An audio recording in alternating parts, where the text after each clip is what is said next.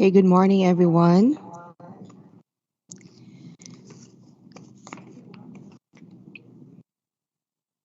Okay, participants, I hope all of you are settled in your comfortable seats as we are about to begin on our second day virtual reorientation on the school improvement plan for this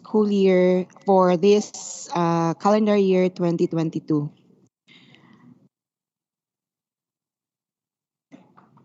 So first, I would like to seek your cooperation in completing this webinar. Kindly switch your microphones off to avoid interruption. Thank you for your cooperation and attention. Opportunity doesn't make appointments. You have to be ready when it arrives. By Team Fargo.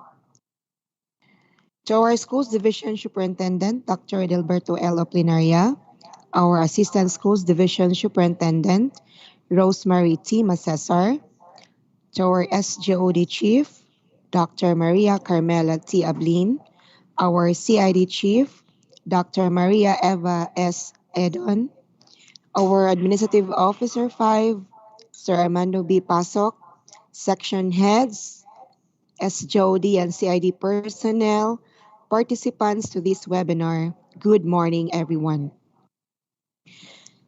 So to begin with, I would like to request everybody to please participate on our national anthem to be followed by a prayer.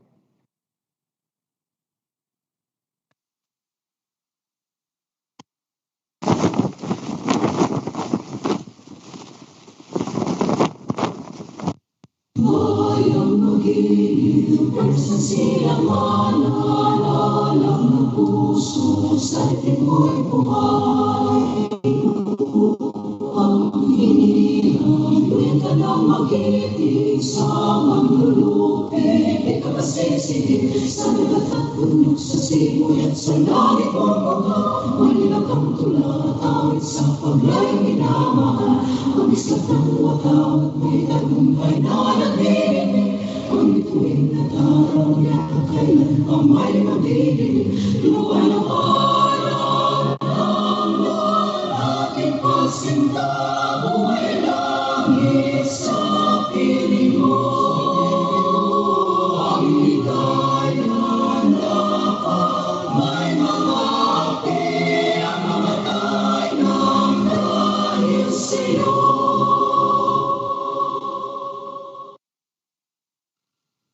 اللهم يا من على العرش استوى يا من خلق فسوى وقدر فهدى وأعطى كل شيء خلقه ثم هدى يا من أضحك وأبكى وأمات وأحيا وأسعد وأشقى وأوجد وأبلى ورفع وخفض وأعز وأذل وأعطى ومنع ورفع ووضع سبحان من شق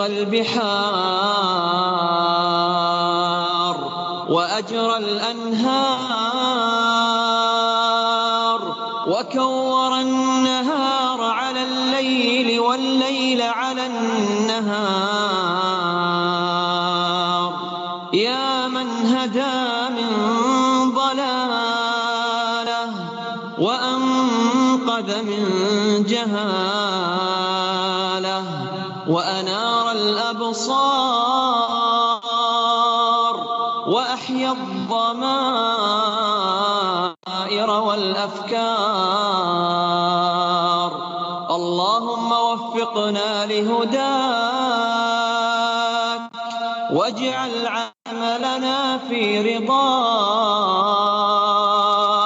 اللهم آت نفوسنا تقواها وزكها أنت خير من زكاها أنت وليها ومولاها اللهم حبب إلينا الإيمان وزينه في قلوبنا وكره إلينا الكفر والفسوق والعصيان واجعلنا من الراشدين يا رب العالمين.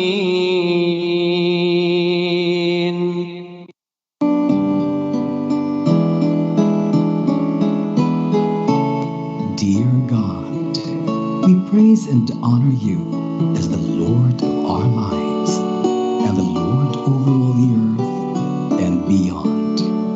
We pray, O God, for your mercy and forgiveness, especially in times when we forget about you and fail to follow your word. O God, we thank you for coming into our lives and remind us that there is always hope for those who pray and believe. For all that we have, our life, our families, our neighbors, our co-workers, our friends, and even those against us, for whom we also pray. Thank you. O God, as one family, as one department of education, teach us to serve you and your people without counting the cost. Teach us to humble ourselves in the name of public service and serve others above our personal interests. And help us to put our faith in action and see you in everything we do and all those we serve, especially our learners, the heart of deaf and deaf. Guide and lead our learners, teachers, administrators and staff, family, community, and stakeholders to become faithful to our core values of makadilos, makatao, makakalikasan, and makabansa, and enable us to contribute to building the nation and the world, and to make us worthy stewards of all your creation. We bring back all the glory and honor to you, O Lord, our God. Amen.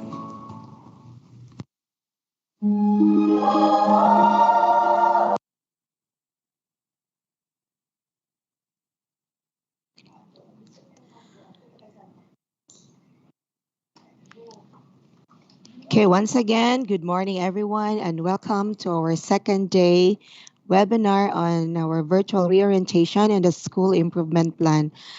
So it is my pleasure to be with you today again, and I appreciate you taking your time off your busy schedule just to be with us today. So I hope you participants will learn a lot today as we have lined up activities for you to be fruitful and engaging. So may I invite everyone, before I will give you our first speaker this morning, may I invite everyone to participate on our Zumba. Pa-stretch muna tayo mga school administrator. Stretching.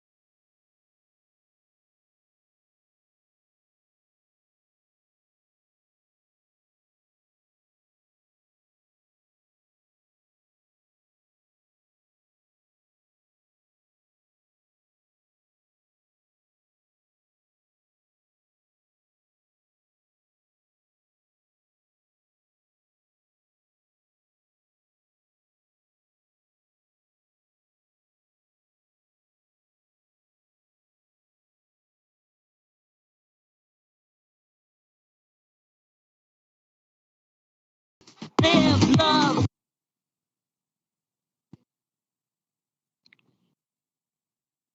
Okay. I hope our school administrators, I hope all of you are already energized and is already set for this another day of our virtual reorientation. So, once again, good morning, my beautiful school heads, our universe. Okay. So, are we all set now, school administrators? Okay, this time I will be giving you once again our Senior Education Program Specialist for Planning and Research section, Dr. Bridget Emulin Abalorio. Good morning, Sir Bridget. Thank you so much, Ma'am Jen. Let me share first my presentation.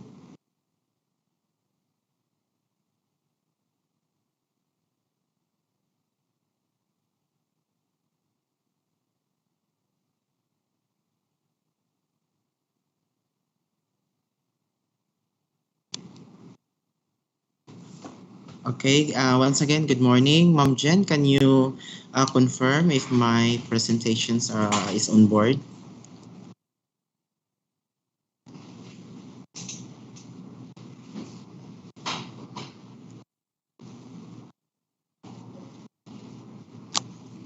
It's already visible.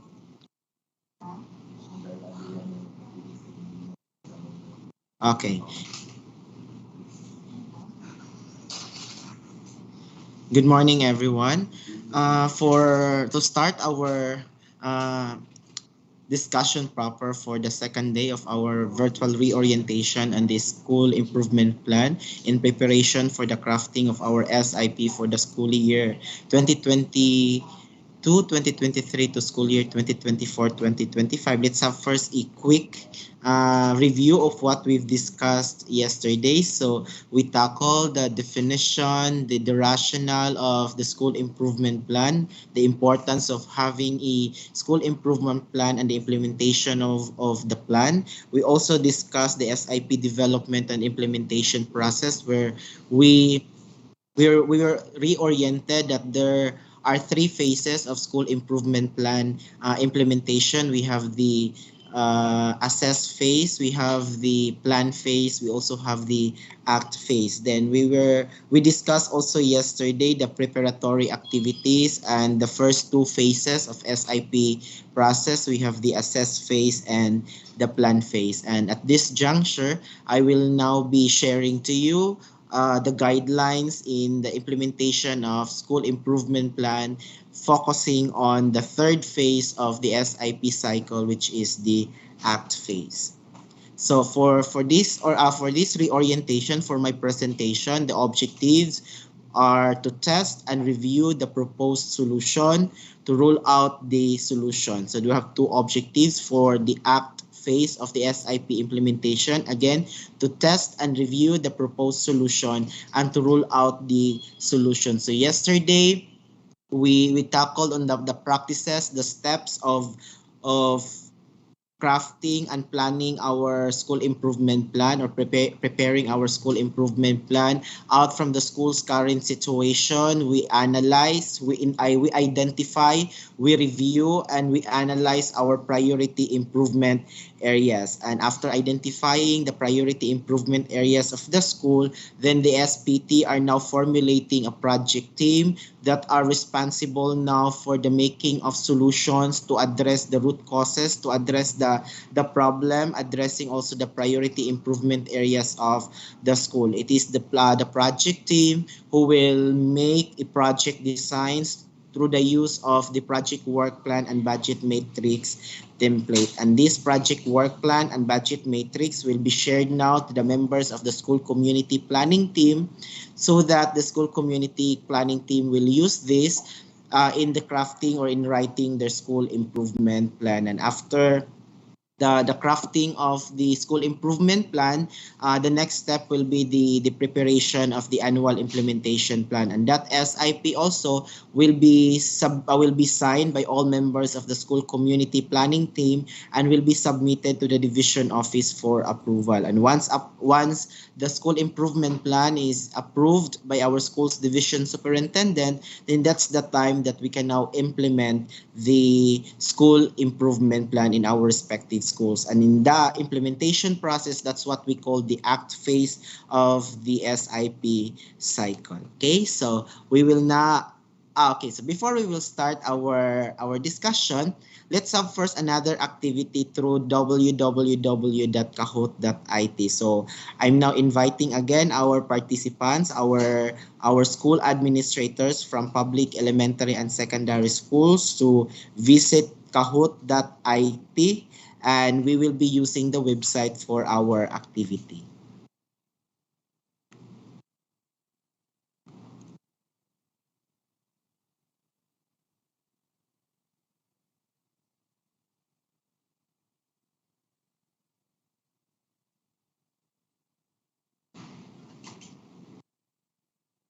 Okay, so once you join now, www.kahoot.it or through the Kahoot application in your phone, use the game pin 1890265. Again, use the game pin 1890265. I will be waiting for the school administrators to join our activity through Kahoot. And for those administrators who cannot join the website kahoot.it, so you may now provide your answers in the comment section of our YouTube live stream. Again, please use the game pin 1890265. And we already have the first player to join. We have Bell. We're still waiting for other administrators, other participants to join the game. Again, for those, because we are only using the free access of Kahoot, so we are having limited participants only allowed to join the game. So for those administrators, because we have 212 administrators joining our YouTube live stream. So for those administrators who cannot join the Kahoot IT, so please provide your answers in the comment section of our YouTube live stream. We already have CMRES. We also have BES. We also have Z, Player Tara 2022. We also have JMIO. We also have MAR. We also have Mabuhay IS in SND. We also have Beth, LNPSTHS. We also have Gilay. We have Bell.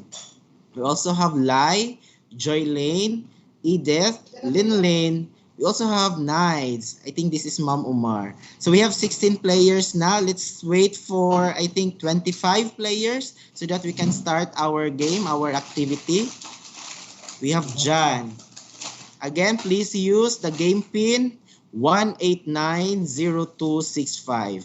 Game pin 1890265. Please visit first www.kahoot.it and provide your username and then use the game pin 1890265. For those who cannot join our Kahoot IT game, please provide your answers in the comment section of our YouTube live stream, and Chief Ablin and the rest of the SGOD personnel will be monitoring your answers because this will serve also as the assessment of what we discussed yesterday. Okay, so we have Ma'am Josephine, we also have MM, we also have Isnai. We already have 23 players in Kahoot. We're still waiting for 2 more players to start the game.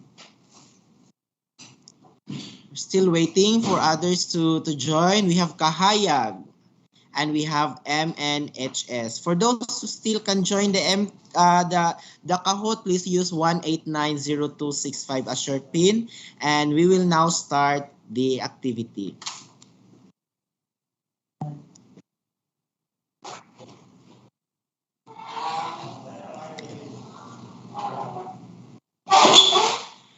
Activity on SIP for March 2, 2022. Directions. Based on the SIP steps or activities presented, select the color that represents your answer. Select red if your answer is preparatory activity, blue if your answer is SIP assess phase, yellow if your answer is SIP plan phase, and select green if your answer is SIP act phase. Again, based on the SIP steps or activities presented, select the color that represents your answer. So select red if the activity or steps presented belongs to the preparatory activities. Select blue if the activity or step presented is belongs to the SIP assess phase, and select also yellow if your answer is SIP plan phase or the step or activity belongs to the SIP plan phase, and select green if the step or activity presented belongs to the SIP act phase. Okay, so let's start. Let's have item number 1. Okay, item number 1. In this activity or phase, the SPT must listen to the voice of the learners and other stakeholders. In this activity or phase, the school community planning team must listen to the voice of the learners and other stakeholders. Okay.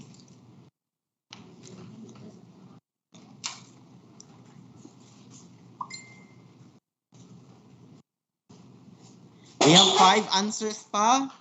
So the correct answer is assess phase or SIP assess phase. So there are 2 who got the correct answer. So I think we discussed that yesterday in the assess phase. It is the role also of the school community planning team to listen to the voice of the learners and other stakeholders as part of assessing the current situation of the school. Next. Bawi lang tayo. We also have Ma'am Sunaya Osman, correct? Blue. Then we also have Ma'am Helen Torres, got the correct answer in the comment section of our YouTube live stream. We also have Ma'am Ryan Magsayo Naong, blue. We also have Ma'am Edita Tawan-Tawan, Ma'am Jerma Maglangit. They got the correct answer also. Ma'am Hermeline Cuesta, blue. Ma'am Sir Kandao Kabugatan also got the correct answer. Okay, let's proceed to next item. Let's check first the scoreboard. Ma'am Josephine is now leading with 576 points. Don't worry, we still have 9 more items for our game. Let's have item number 2. In this activity or phase, gathering and organizing the necessary data will be conducted. Again, in this activity or phase, gathering and organizing the necessary data will be conducted. Red for preparatory activities, blue for SIP assess phase, yellow for SIP plan phase, and green for SIP act phase. We already have 9 answers.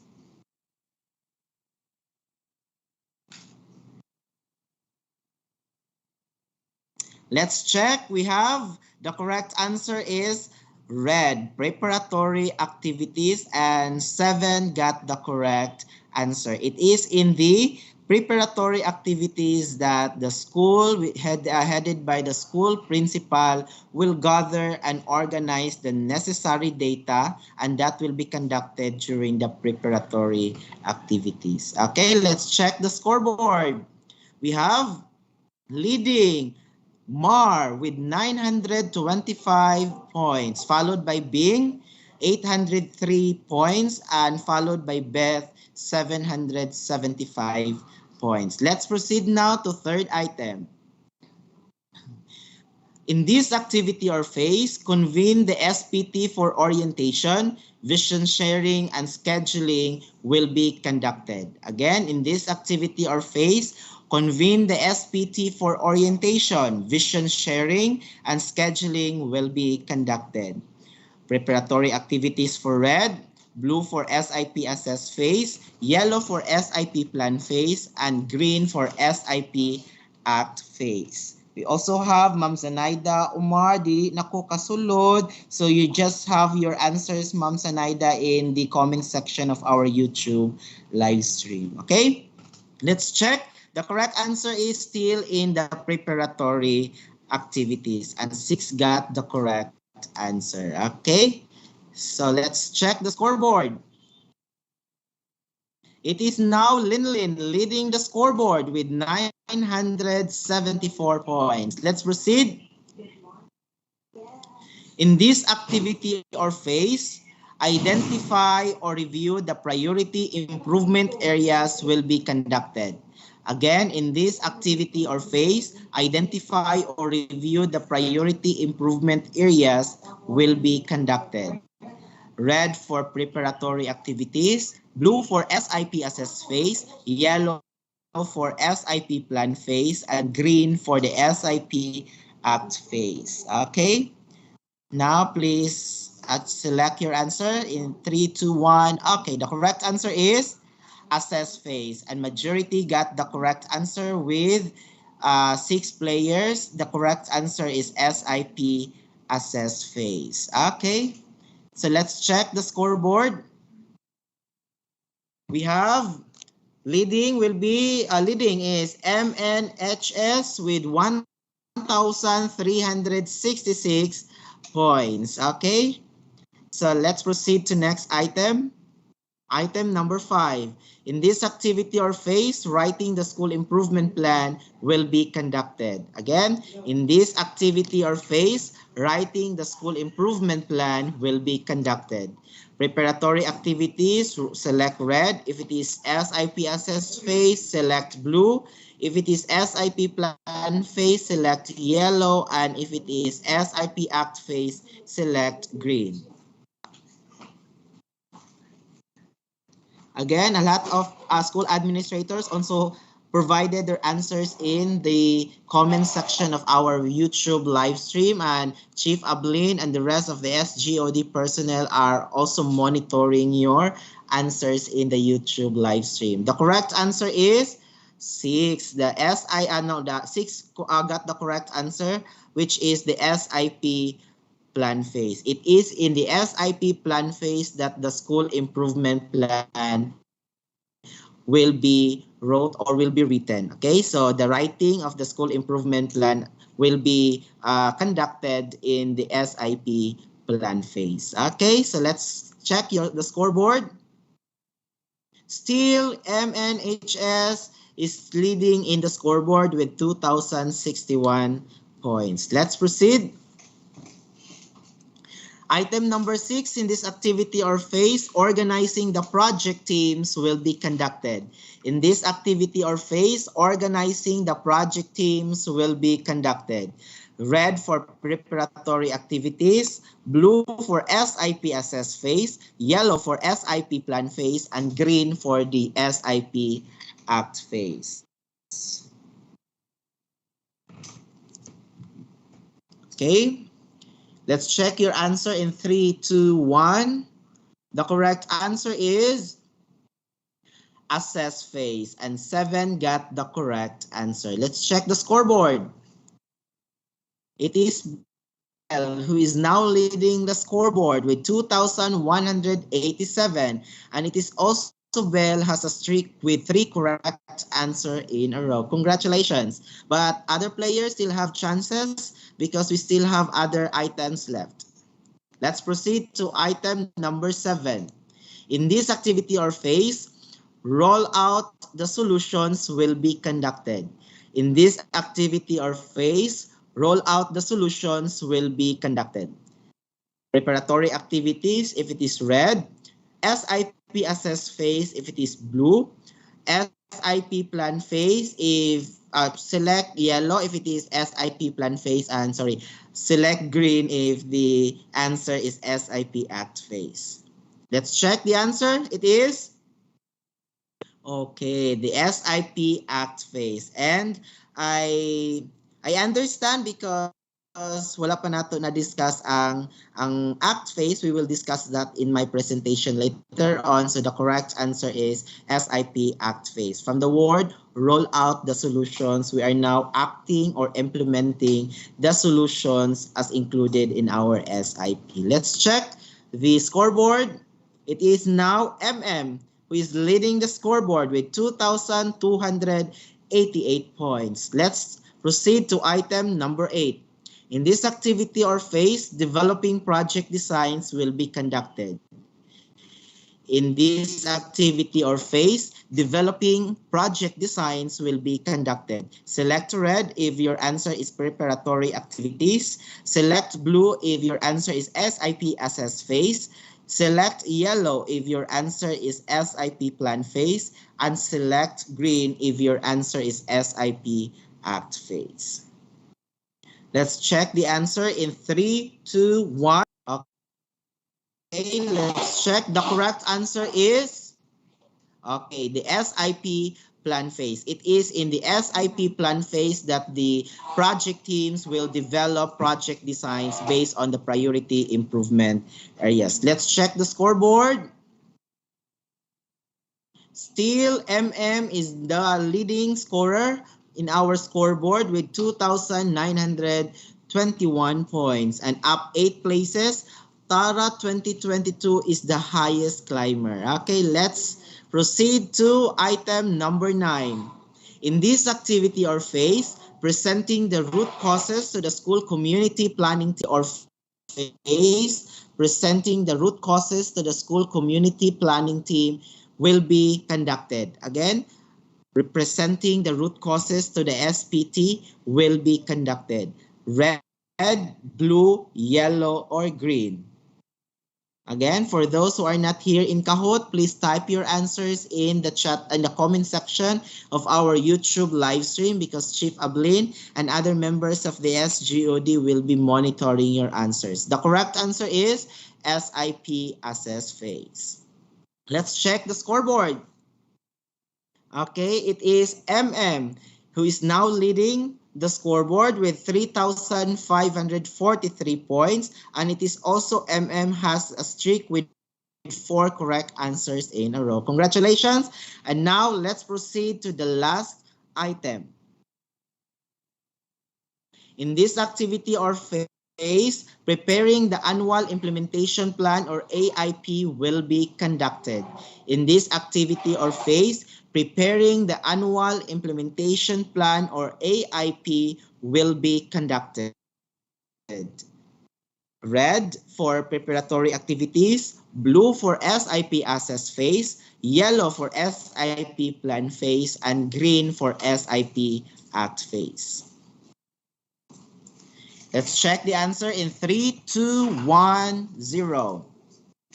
The correct answer is SIP plan phase. Okay, so it is in the plan phase that I discussed yesterday that the school community planning team will prepare their annual implementation plan for year 1, year 2, or year 3. So for the first year of implementation, prepare the year 1. For the second year of implementation, prepare the year 2 AIP. And for the last year of SIP implementation, prepare the AIP for year 3. Okay, so let's check the scoreboard. Again, screenshot your medal and PM to me for your rewards. It is Bell who is third, second, GMIO, and our winner for our activity SIP March 2, 2022 game is with 4,244 points. So got 7 out of 10 questions. Okay, congratulations.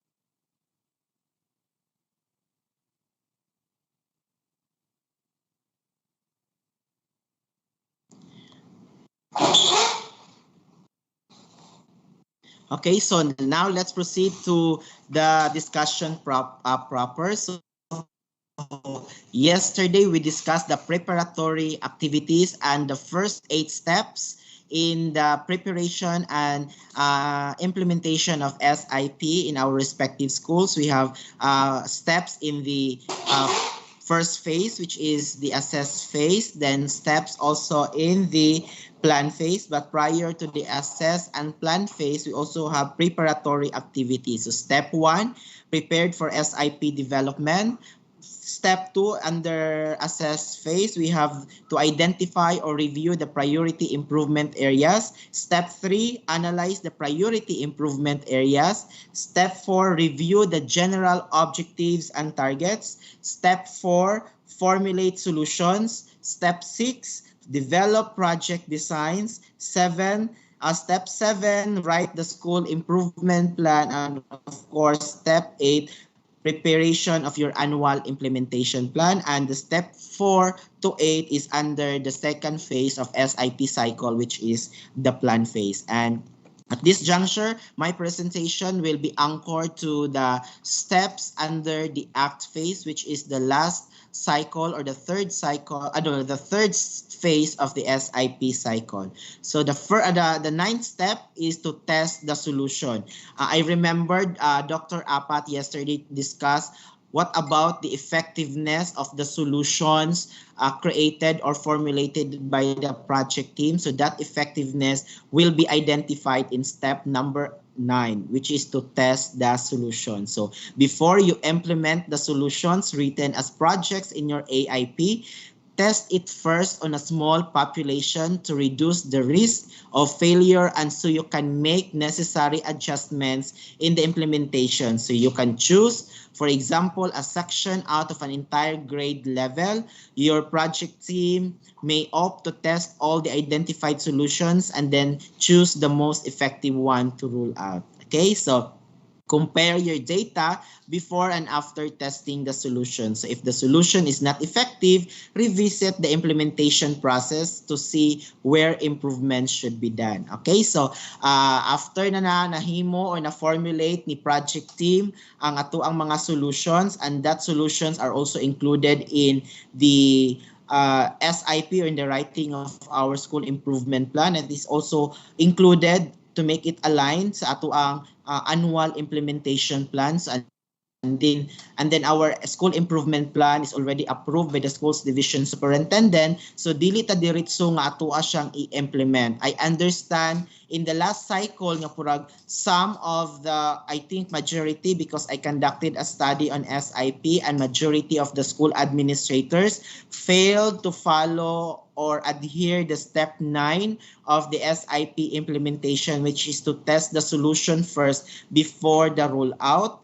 So I understand kay before manggod bisag wala pa nahuman ang atong SIP, gipa-change na sa central office, because from the first cycle, which is calendar year or fiscal year atong SIP, the second cycle kagigamit nila is school year. So there are some parts of the SIP nga wala pa nahuman, and then nag-craft na pud ta og new SIP following school year format. So some of those programs wala na siya, and late na po dayon ang atong approval sa SIP. Therefore, wala na dayon nato na test, diretso na dayon ta og implement sa solutions nga atong gi-indicate sa atong school improvement plan and annual implementation plan. But for our process now, we need to adhere, we need to follow the step 9, which is part of the guidelines, and it is the policy of the Department of Education to test our solution before the rollout. So you still remember also yesterday that one or more solutions can one or more projects, activities can be made for a specific for a specific problem or root cause. So therefore, during the testing of the solution, ato ning gitawag manggod siya o pilot testing, or a small scale testing of our solution. So dira na to ma-identify nga ay kani siya dili na to ni si nga project nga activity implement kanilang siya. It's because based on the small scale testing or pilot testing, this is not an effective solution. So dira na nato ma-test dayon ang effectiveness of the solutions created or formulated by the project teams and considered by the members of the school community planning team. Again, your project team may opt to test all the identified solutions and then choose the most effective one to roll out. Then compare your data before and after testing the solution. Actually, this process is a process of having an action research in our school. We have the problem, then the solution, and then testing the solution if it is really effective. Then if it is effective, then implement that so that the problems will be addressed. So this is somewhat a process of an action research. So if the solution is not effective, then you need to revisit the implementation process to see where improvements should be done. It's either you need to omit that activity or you need to enhance that activity so that it will be effective and it will be part of the solutions or activities nga i-roll out ninyo sa inyong respective schools. Okay? So this will be the step 9 of the SIP practices under the third phase of the SIP cycle, which is the ACT phase. And that step will be the testing of your solutions. So if successful, communicate the initial implementation results to the concerned stakeholders or process owners. For example, if the project team made improvements to the grade 6 attendance checking process, the concerned stakeholders or process owners would be the grade 6 class advisors because they are the ones who check the attendance of students. It is important to get the feedback, acceptance, and support of the concerned stakeholders so they can become fully engaged in implementing the solution. Remember, one of the considerations in making or formulating our solution, it must have the support of our process owners and concerned stakeholders.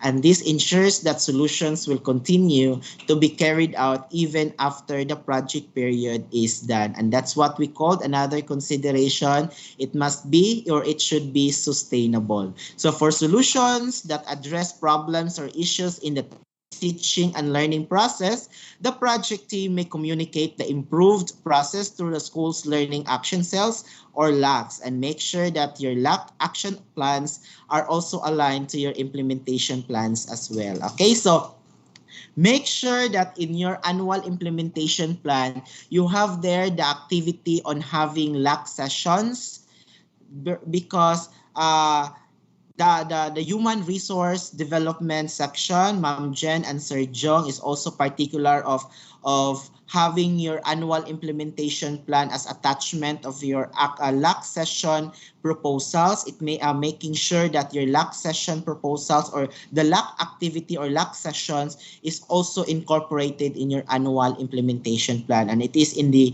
learning action cell sessions that you will discuss the result of the implementation of your solutions, the implementations of your activities, and if ever there are some problems or issues to be addressed, then you can address that through having the school's learning action cell sessions in your respective schools. So take note that because each school will have different needs and problems, it follows the solution. It follows that solutions will vary. So nakalain-lain taog nakalain-lain tag problema, therefore nakalain-lain pud ta og solutions. So dili pwede nga before natay mga masakpan nga copy pasting lang of the school improvement plan. So iya lang gikopya ang school improvement plan from one school to his or her school. So atong i-take note that we are doing this to improve and to contribute in the attainment of the main goal of the Department of Education, then in the strategic directions of DepEd Lanao del Norte, which is anchored in the three major goals: the access, the quality, and the governance. So making sure that Our solutions is evidence-based, data-driven. So it is based on the existing problems. It is based on the priority improvement areas of the school. So nagkalain-lain tag problema, or let us say the same ang problem. We have Lalan National High School, for instance. Ang problema nila is absenteeism that will result now to high dropout rates of the learners, and that affects the key performance indicators in the access because there will be no universal participation na kay naa naman tay mga dropout. And then another school, for instance, we have Dungguan Elementary School, and then the same problem, absenteeism that will result to high dropout rates. Although they have the same problem, but the solutions will also vary it because we need to consider the five consideration. It must be in the control of the school. Basin big school, big solutions. Small school, small solution. Nagkalain-lain po ta og profile sa school, nagkalain-lain po ang ato ang status sa atong mga learners. Daghan tag data nga atong i-consider. That is why we are encouraging everyone to formulate a data-driven or data-based solutions. So these are some solutions which you cannot test, especially if your project deals with facilities. So we are testing, napamanta sa step nga, we are testing our solutions, the effectiveness, but we need to consider that some of the solutions nga or some of the activities nga atong gibutang sa ato ang project designs and annual implementation plan cannot be subject to a small scale testing or pilot testing. Like for example, construction of one-story building. So dili pwede nga mag-test sa kagamay nga building, no? Maggamay ng mga classroom just to test the effectiveness. So if it is construction of learning hub, construction of the LRMDS room, construction of the school's perimeter fence, dili pwede nga mag-test, ibutang nato siya or appeal nato siya sa testing because it will be a waste of time. So dili siya some of the activities nga dili siya subject for pilot testing or small scale testing, specifically on the project that deals with facilities and infrastructure. Again, ma-waste po lang ato ang imbis maumaura po ang ato ang school fund, ang ato ang resources, gigasto nato siya for a small scale testing nga makahimo na unta ta og siguro 1/8 of the project. So we will not be wasting our resources. Proceed now to the rollout of your solution if this of your projects if this project deals with facilities and infrastructures. Okay, next, I think this will be the second to the last steps of the SIP cycle, but this is the last step for the ACT phase of the SIP cycle, because after the ACT phase, kung makita nato ang ato ang framework sa SIP cycle, nagbalik-balik, and that's what we call continuous improvement. And later on, the last step, the step 11, will be discussed, will be shared to you by Dr. Humawan in her presentation about back to assess and communicating the result to our stakeholders through the crafting of our school report card. So for the meantime, we will discuss the last step for the phase 3, which is the ACT phase. Step 10, which is roll out the solutions. After we test after we analyze the result of the pilot testing or small scale testing, then we need now to roll out the solution, or we need now to implement the solutions. After successful testing, the project can now be implemented and rolled out to the rest of the school, not by the project team, but by the concerned stakeholders or process owners. So nanay ang process owner, for example, that project is involved on or more on science topic. So it is the science coordinator or the process owner who will facilitate the implementation of that project. For example, one of your projects is on the guidance counseling responsibility or counselor responsibility. So it is the guidance counselor designate or the guidance counselor who will who will be facilitating the implementation of that project. Okay, so again, the project can now be implemented and rolled out to the rest of the school, not by the project team, but by the concerned stakeholders or process owners after knowing that the testing is successful. And this is because the concerned stakeholders are the ones who will actually use the solution. It is the concerned stakeholders, or what we call the process owners, who will actually use the solution. Okay, so that's the step 10 of the SIP cycle. Under the act phase, step 10, roll out the solutions. Okay, so in the previous example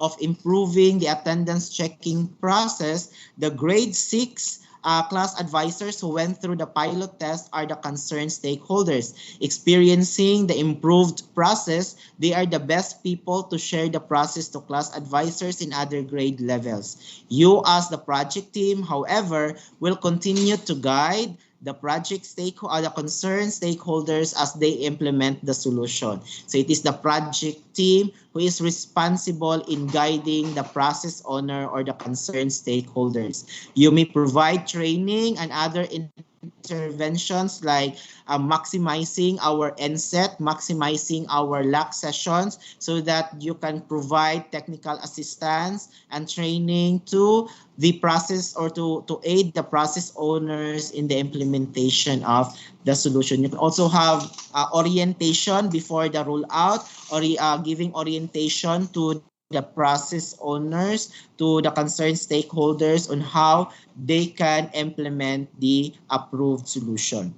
Do not forget to create a venue for the concerned stakeholders or process owners to constantly give your feedback and to work with them so the process will continuously improve. This is one also of the MOVs in the school-based management evaluation about the feedbacking mechanisms of the school. So do not please provide also a avenue for our concerned stakeholders to give their feedback on how or what they observed in the implementation and what they think the process can be improved. So again, do not forget to create an avenue for the concerned stakeholders or process owners to constantly give your feedback and to work with them so the process will continuously improve. Take note, for small schools like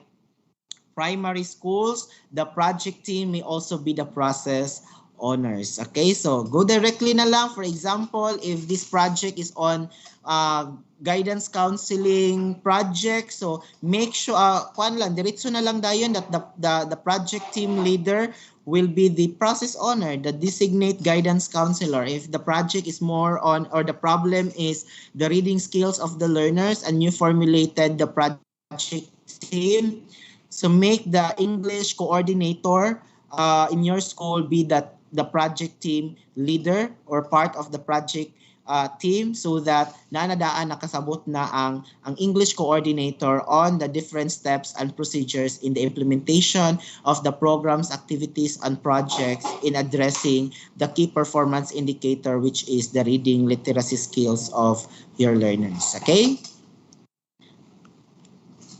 So, in evaluating, in monitoring and evaluating your SIP implementation, in the act phase, these are the different outputs that the monitoring team in the division office, the SGOD, together headed by the personnel from the monitoring and evaluation section, will look at the following accomplishments or MOVs in your school that will provide or that will serve as proof that you really make or follow the step 9 and step 10 of the act phase of the SIP cycle. So make sure that your team should accomplish the data from testing the solution and the communication plan to concerned stakeholders or process owners. So these are some of the templates annexed to DepEd Order number 44 series of 2015.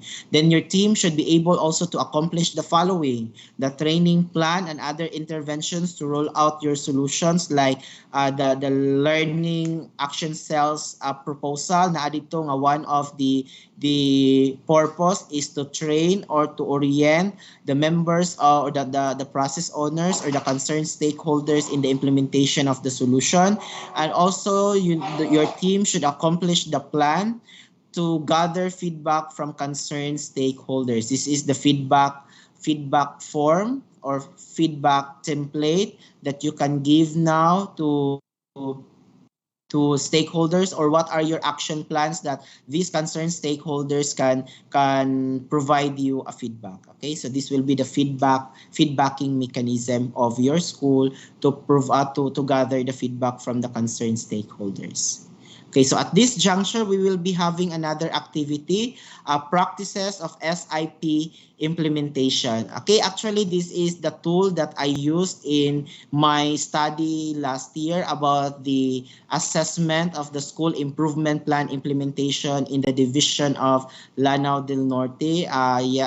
Last year, I utilized 50 school administrators, 25 elementary administrators, and 25 secondary school administrators. And I have now the result, and I would like to give you another survey on this, and I want you now to type your answers in the comment section in our YouTube live stream. Okay, so directions: for each statement, select the number that indicates your idea concerning the extent to which the activities were taken into consideration in the three phases of school improvement plan in your school for school year 2019-2020 to school year 2021-2022. I am asking you the level or the extent of SIP implementation of your SIP for the last cycle or for the current cycle, the SIP school year 2019-2020 and school year 2021-2022. Type your answers in the comment section of our YouTube live stream. And once again, Chief Ablain and other members of the SGOD will be monitoring your answer in the comment section of our YouTube live stream. Okay, so type 1 if not implemented, select 2 if slightly implemented, select 3 if moderately implemented, and select 4 if fully implemented. Again, select 1 or type 1 if not implemented, that practice, that activity, that step is not implemented. Type 2 if that activity or practice is slightly implemented. Type 3 if that practice or step is moderately implemented. And type 4 if that practice or step is fully implemented. Nag-answer na po ng 3. Wala pa po, ma'am. Wala pa po tayong step or practice. Huwag muna pieces niyo. Okay. Wala pa po, ma'am, ha? Wala pa pong wala pa pong step na ibinigay where I'm still giving you directions. Okay? Where I'm still giving you directions of what to do, what to type, and what our bases. I will be giving you a specific step or a specific practice or specific activities, and please rate kung ano ang extent of implementation of that practice in your respective school. Okay?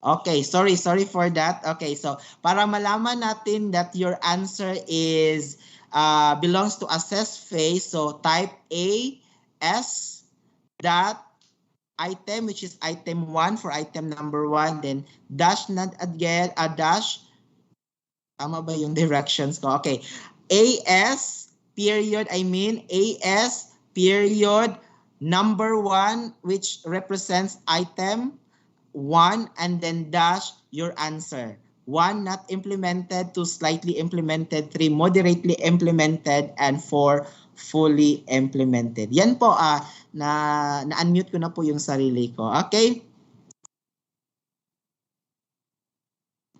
Let's start with item number 1. The school gathered information on the school's current situation before the plan phase. Again, the school gathered information on current situation before the plan phase. Just write AS.1 dash your answer. Okay? AS period number 1 or 1 dash your answer. 1 not implemented, 2 slightly implemented, 3 moderately implemented, and 4 fully implemented. And we will be checking your answers in, we have Ma'am Ideta Tawan-Tawan, very good, no? Number, it's 4 fully implemented. Okay, Sir Wahab, 3 lang po. It's moderately implemented. Sir Amin Marabong, 4. Very good. We have Ma'am Gladys Villacorta, 4. We have marami pong 4. Meron ding 3. Meron ding 3. So I hope that for the next SIP cycle, we will be fully implementing this step to gather the information of the current situation of the school before having the plan phase. Okay, thank you for your participation. Let's proceed to item number 2. Again, AS period 2 dash your answer. Item number 2, stakeholders were invited to be members of the school community planning team. Based on your SIP 2019 to 2022, did you invite the members of the stakeholders to be members of the school community planning team? 1, 2, 3, or 4? Again, I'm waiting for some of the answers. Stakeholders were invited to be members of the school community planning team. Ronsky Doms, I think it's Sir Dominguez. It's 4, very good. We have Ma'am Tawan-Tawan, 4. Ma'am, we have Wina Cafino, 4. 4, very good. Dina Libot, 3. We have Danilo Anticamara, 4. Very good. Ma'am Joylene Pangasian, 4. Very good. Ma'am Likanda, 4. Very good. No? So, maraming 4 again. Yung mga 3 siguro, 2 or 1 siguro, sino ang gumawa ng ating SIP? So si principal lang ba? Si teacher lang ba? So kailangan fully implemented po that our stakeholders will be invited to be members of our school community planning team, being the members of this team to craft our school improvement plan. Okay? Let's proceed to item number 3, AS.3 dash your answer. The SPT was oriented on the Department of Education vision, mission, core values, and schools division office strategic directions. The SPT was oriented on the Department of Education vision, mission, core values, and schools division office strategic directions. Ano po ang answer natin? Not implemented, slightly implemented, moderately implemented, or fully implemented. Please type now your answer in the comment section of our YouTube live stream. Okay, Camilo Baynusa, 4. We have Elver Gonesto, 4. Very good po. Rosalie Abeles, 3. Pasita Tumog 4. Marami ding 4. So I congratulate everyone to that you really implemented as the school administrator and the head of the SPT, that you really realized your responsibility, your role as the SPT team leader, that you need to orient the members of the SPT in terms of the vision, mission, core values of DepEd, and of course the strategic directions of our school's division office, which is DepEd Lanao del Norte Division. Next, let's have number 4. The school report card or SRC was presented to the school community planning team for discussion. Again, the school report card was presented to the SPT for discussion. Type AS period 4 dash your answer.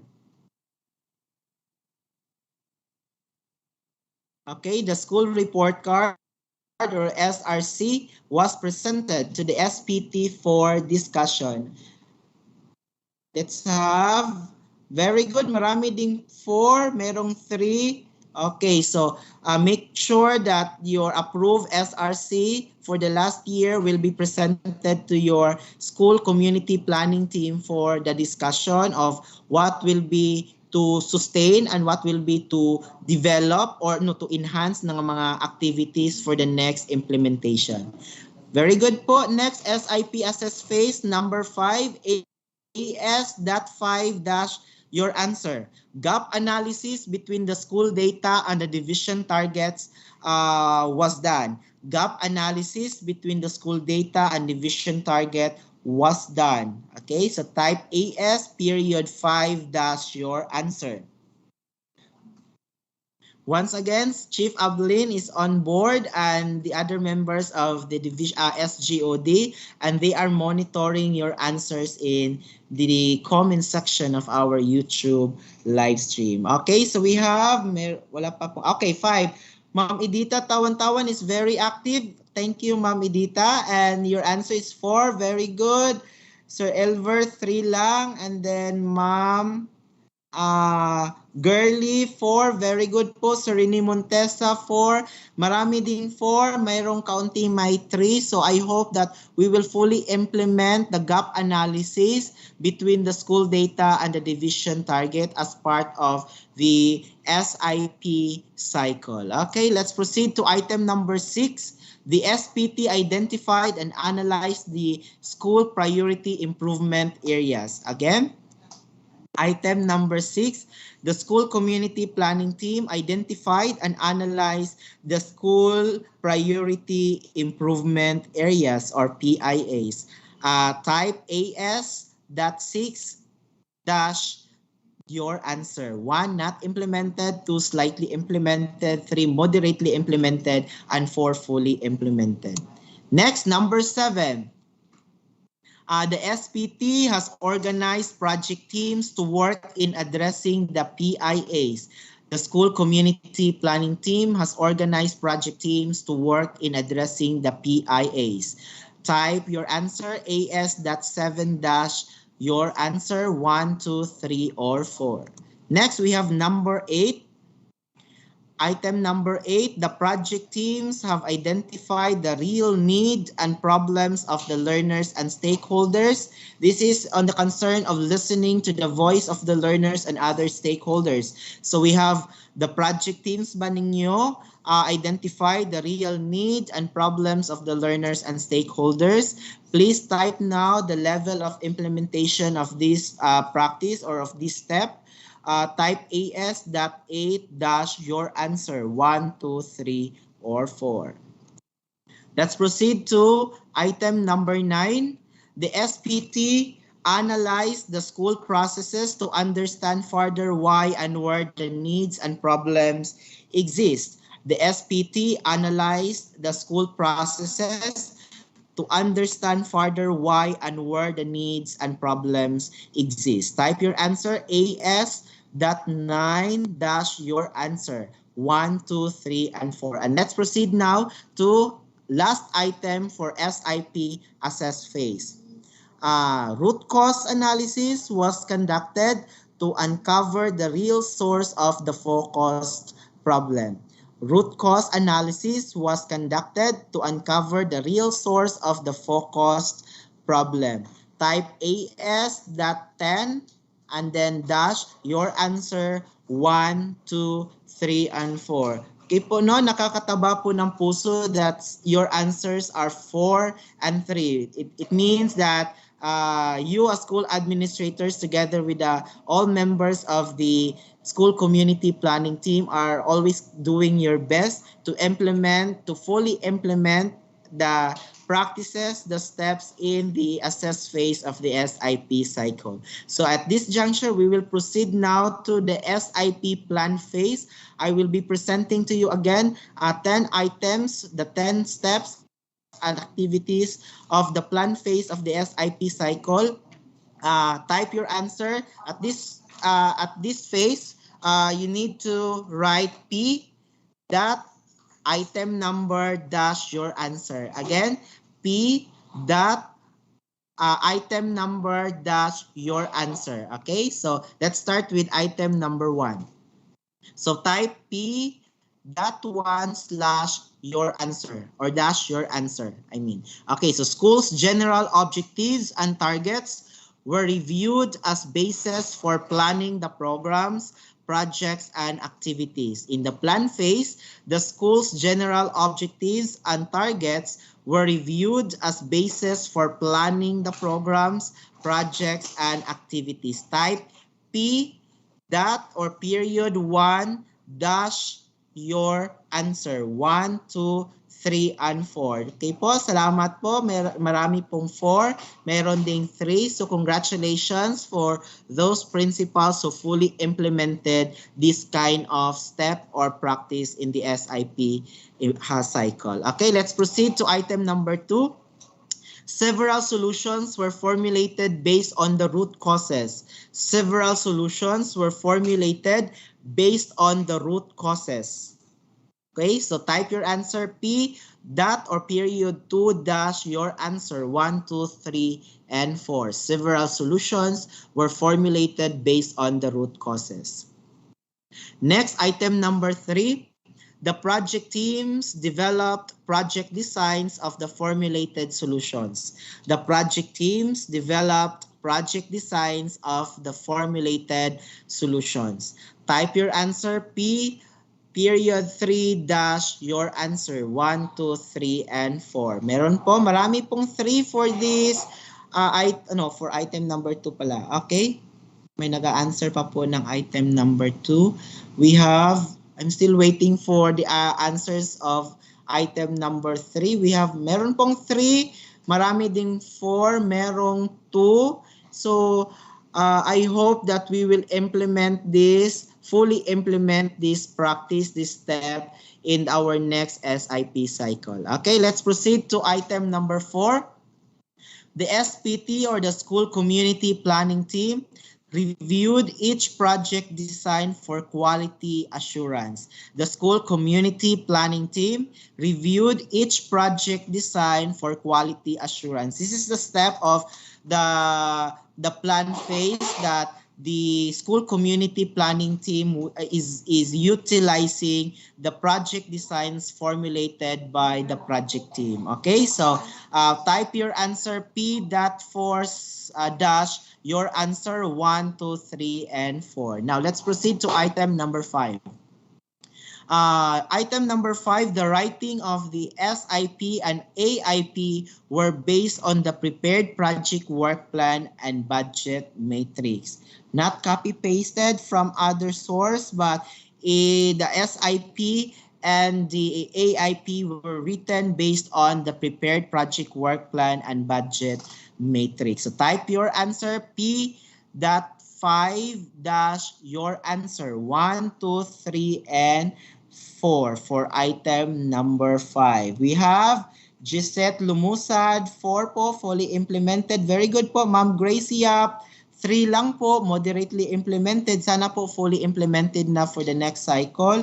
We have Joy Ababa. 3, we have Sir Wahab Smith, fully implemented. Thank you po and congratulations for fully implementing this kind of step. It's very important that we prepare. We write our SIP in an AIP based on the project work plan and budget matrix prepared and formulated by our project team. Okay? Next, SIP plan phase item number 6, budget was allocated for the implementation of all the identified solutions. Again, budget was allocated for the implementation of all the identified solutions. So type your answer P.6 dash your answer 1, 2, 3, and 4. Okay, let's proceed to item number 7. School partners and stakeholders were tapped for the resources needed for some projects, especially that we are in the scarcity or our sources, our MOE, our school fund is insufficient. So we need to tap our school partners and stakeholders. So to provide sources needed for P.7 dash what will be your answer? 1, 2, 3, or 4? Of course, marami po siguro lahat. We tapped our stakeholders to support the implementation of our project. So we seek donations, we seek support, we seek resources from our stakeholders just to make sure that we can implement our projects, our activities in our respective schools. Okay, let's proceed to next item, item number 8. The SPT and the project teams constructed tool in monitoring and evaluating the implementation of each project. The school community planning team and project teams constructed tool in monitoring and evaluating the implementation of each project. So we have type your answer P.8 dash your answer 1, 2, 3, and 4. Now let's proceed now to item number 9. The SIP was agreed and signed by all members of the SPT before it was submitted to the division office. The SIP was agreed and signed by all members of the SPT before it was submitted to the division office. So type your answer now, P.9 dash your answer 1 not implemented, 2 if it's slightly implemented, 3 if it is moderately implemented, and 4 if it is fully implemented. Okay, and number 10, the SIP and the AIP were submitted to the school's division office for acceptance and approval. The SIP and AIP, because in the last cycle the SIP was inserted to our SIP, right? The annual implementation plan was inserted to our SIP, and that is part of the SIP document submitted to the office for acceptance and approval. So did you have this in your school, that you submit your SIP and AIP to our office for acceptance and approval? I think ako nang sasagot, it's fully implemented because just the start of the school year, our division office achieved 100% of our schools with approved school improvement plan. And I congratulate everyone to have your SIP for school year 2019-2020 to school year 2021-2022 approved, and that was used also as basis of the performance of the school, performance of the administrators, and of course basis in the implementation of all the programs, activities, and projects in the school. So congratulations for everyone for the full implementation or some moderately implemented activities and steps of the plan phase of the SIP cycle. Last, we have the SIP Act phase. Again, 1 not implemented, 2 slightly implemented, 3 moderately implemented, and 4 fully implemented. Once again, Chief Ablin and other members here in the office are monitoring your scores. Nagsulat gyud biya ni sila diari sa inyong mga answers o kapila mo mga nag-answers. So I hope that you will provide your answers now because the SGOD personnel headed by our chief are monitoring now your answers. Okay, let's have item number 1. So for this, type act ACT.1 dash your answer 1, 2, 3, or 4. Again, ACT period 1 dash 1, 2, 3, 4 ang imuhang answer. Okay, so let's have item number 1. Each identified solution was tested first on a small population prior to its implementation. Each identified solution was tested first on a small population prior to its full implementation. ACT.1 dash your answer 1, 2, 3, and 4. Okay, very good po ma'am, no? Si Ma'am Hasmin Maruhom, thank you so much for testing first your solution before its implementation to make sure, to guarantee, and to ensure the effectiveness of the solution. Meron pong 2 si Sir Danilo Anticamara. So next po sir, in the next SIP cycle, I hope fully implemented na po ang ating small scale testing or pilot testing of our solution prior to roll out. Okay, so let's have item number 2. The data before and after testing the solution were compared to ensure success in the implementation process. The data before and after testing the solution were compared to ensure success in the implementation. Okay, so type ACT period 2 dash your answer 1, 2, 3, or 4. Third item, we have the school community planning team considered the feedback, acceptance, and support of the concerned stakeholders.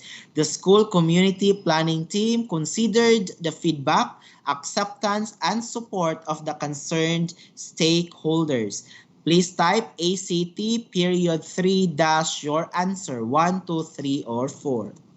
Next, we have item number 4. Implementation of all projects was constantly monitored to check if they follow the approved SIP and AIP. Implementation of all projects was constantly monitored to check if they follow the approved SIP and AIP. Type ACT period 4 dash your answer 1, 2, 3, or 4. Okay, next item, schools learning action cells or LACs were regularly conducted to communicate the improved process of the solution.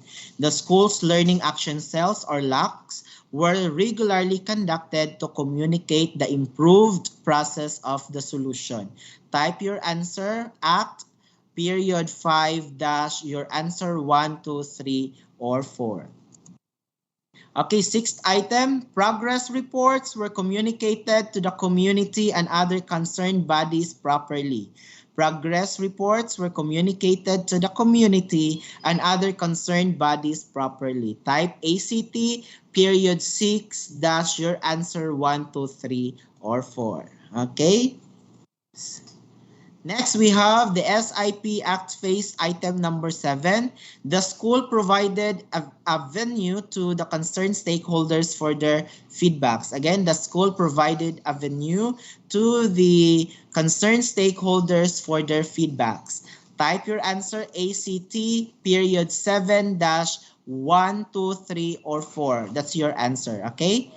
Next, let's have item number 8. The year-end accomplishment report was submitted to the division office through the monitoring and evaluation section. We are referring now to your school report card. The year-end accomplishment report was submitted also to the division office through the monitoring and evaluation section. Type your answer ACT period 8 dash your answer 1, 2, 3, or 4. Next, we have number 9, reports of the SIP evaluation were reported to the stakeholders through the SRC. Reports of the SIP evaluation were reported to the stakeholders through the SRC. Type your answer ACT period 9 dash your answer 1, 2, 3, or 4. 4 being the fully implemented.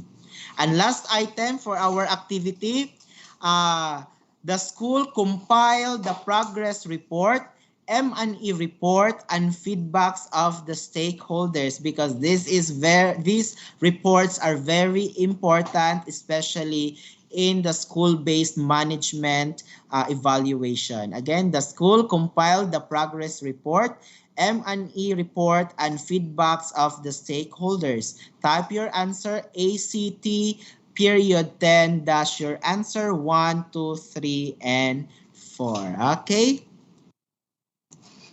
So, final question. Okay, let's have final question. Directions.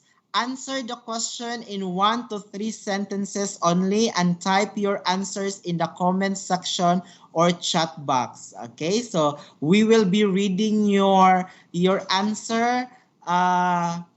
We will be reading your answer here in the office, and perhaps that will be our basis now to make intervention, to make a activities, or that will be our basis to visit your school based on your answer. So again, answer the question in 1 to 3 sentences only.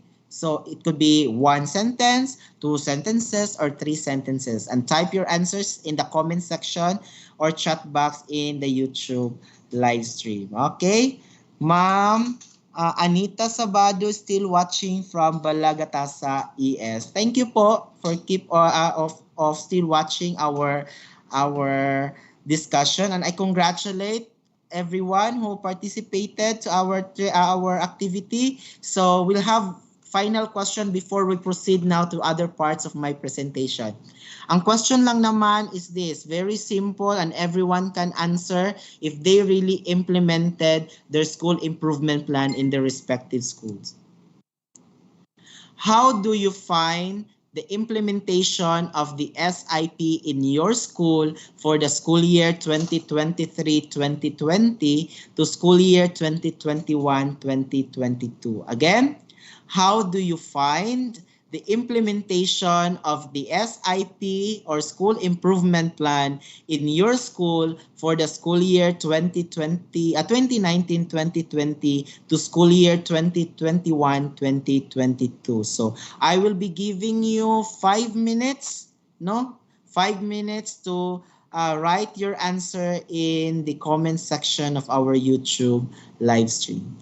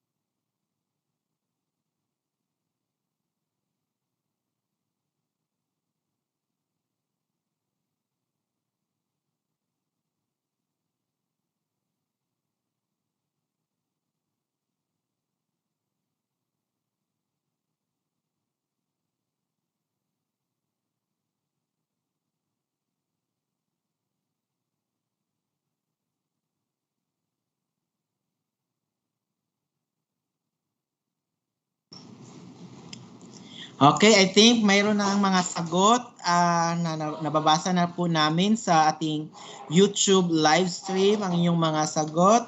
So thank you for your participation. Thank you for your answers, and the SGOD chief together with other members of the SGOD are taking notes of the answers that you provided in the YouTube live stream, and we will be utilizing your responses on our interventions in our activities in the future. Okay, thank you so much, and let's proceed to my presentation.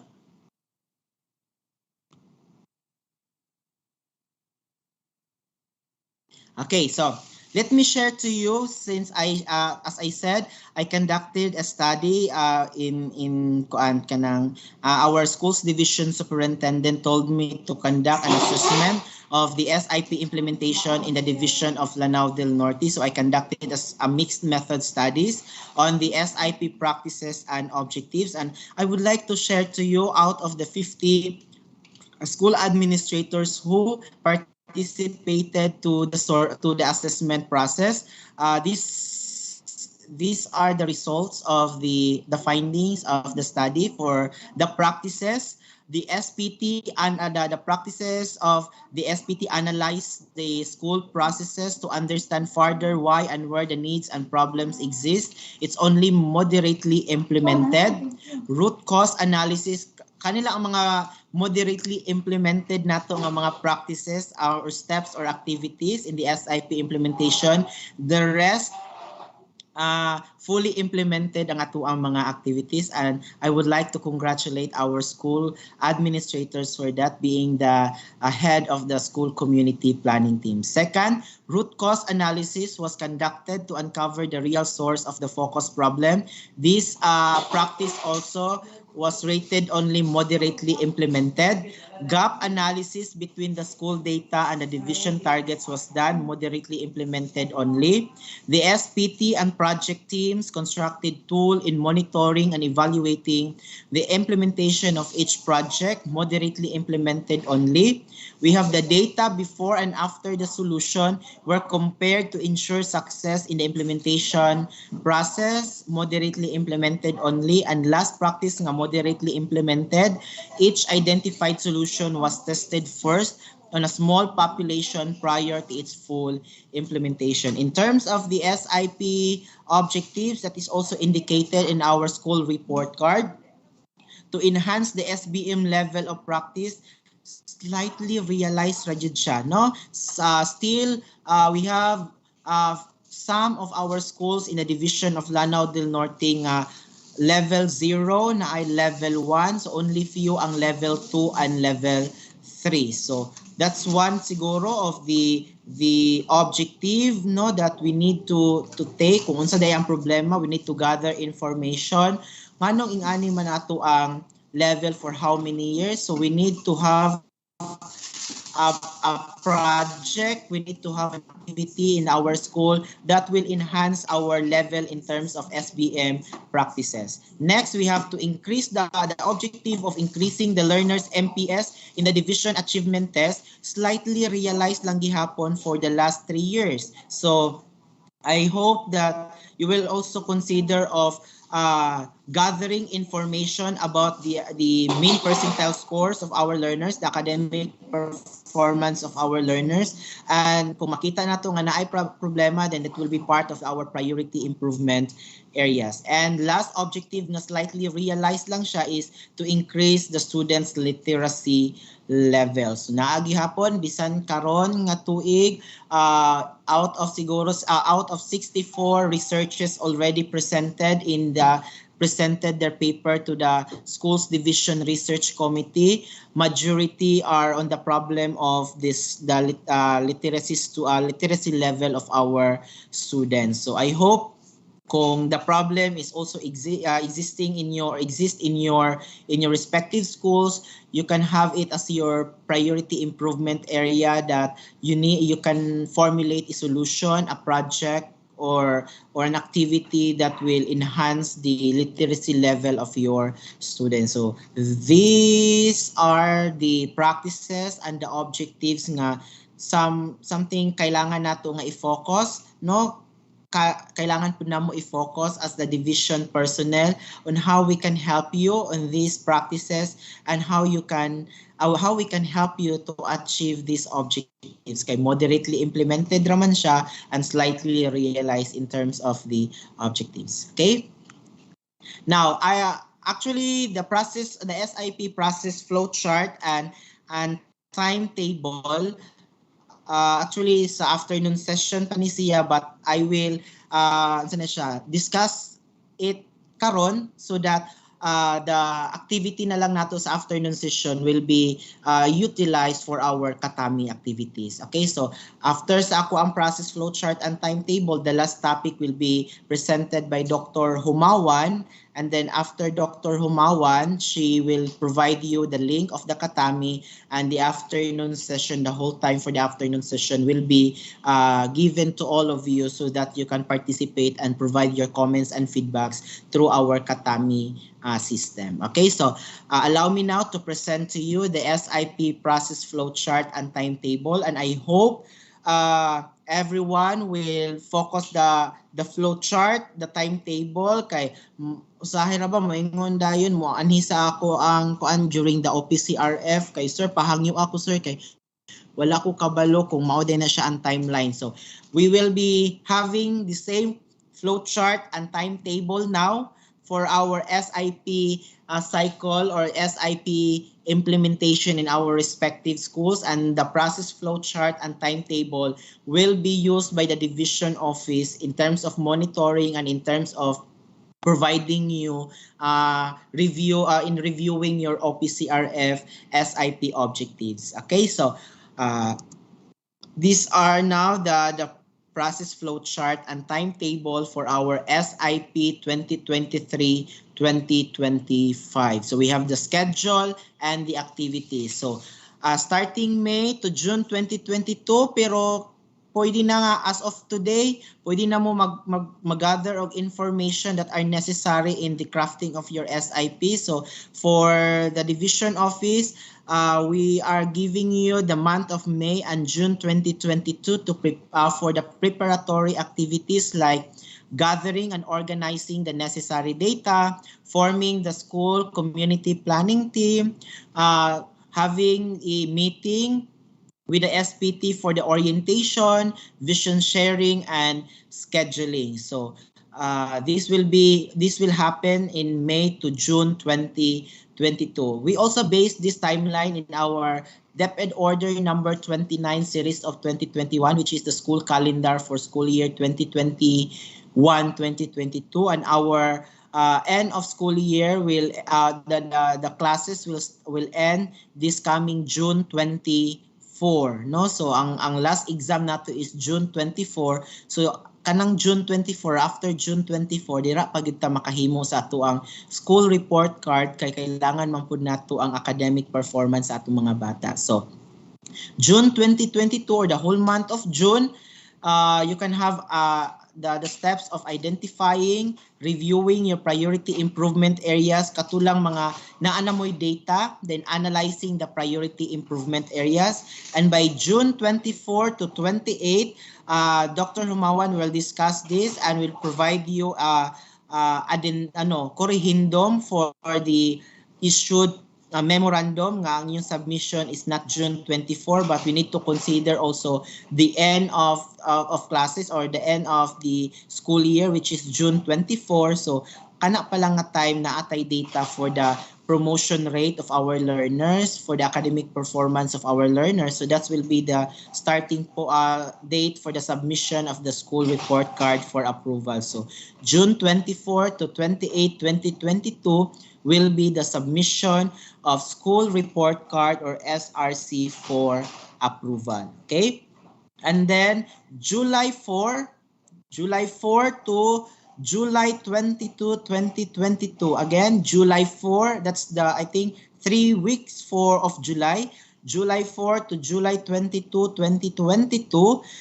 Review general objectives and targets, formulate solutions, develop project designs, write the school improvement plan, and prepare the AIP. Again, in June in July 4 to July 22, 2022, the SPT headed by our school administrators must review the general objectives and targets, formulate solutions, develop project designs, write the school improvement plan, and prepare the annual implementation plan. Okay?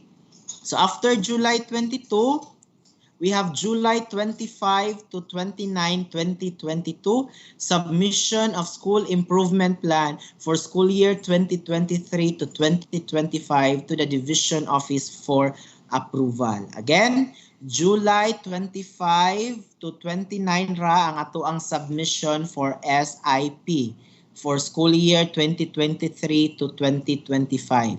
Again, akong usbon na pod, July 25 to 29, 2022 will be the schedule of the submission of our SIP for school year 2023 to 2025 to the division office for approval. And after July 29, August 1 up to 10 days before the start of school year 2022-2023, kay wala pa man tay release calendar of activities for 2022-2023. So at least August 1 and then 10 days before the start of the next school year, the approval that will be allocated for the approval of school improvement plan. So therefore, make sure that your SIP will be approved by our school's division superintendent 10 days before the start sa ato ang school year 2022-2023. Nganong naatay 10 days before the start of the class? It's because the 10 days before the start of school year 2022-2023 will be allocated now to or will be used now for the phase 3 or act phase, which is to test the solution. No? Testing the solution 10 days before the start of the next school year. Okay? And then, mag-start na itong school year until ma-end, that will be the phase 3, which is the rollout of the solution. That's the time that we can now implement our programs, activities, and projects incorporated or indicated in our SIP and AIP. Okay?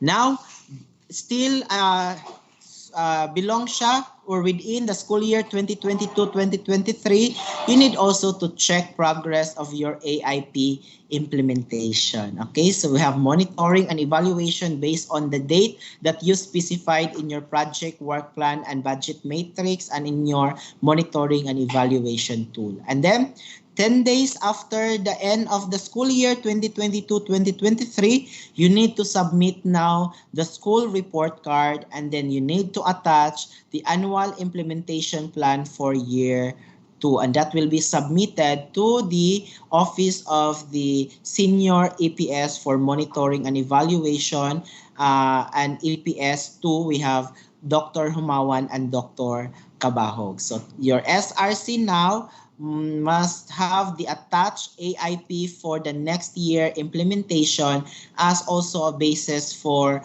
the M&E in monitoring the different schools in terms of the implementation of your AIP. Okay, so note that the process goes back to the assess phase where the SPT analyzes the impact of the solutions that were implemented to check for progress. So, mubalik na po dayon ta dito sa first phase, which is to assess. I-assess na to kung ansa man yung mga activity ang i-sustain, unsa nga mga activity ang dili na i-implement, or unsa nga mga activity karon ang kailangan nato i-enhance, no? I-develop pag yun. So, go back to assess and then assess and then go to your planning worksheet, i-review ninyo kung naay mga changes, and then balik na po dayon ta sa act phase, then magbalik-balik na dayon ang cycle until mahuman na to ang SIP cycle for school year 2023-2025.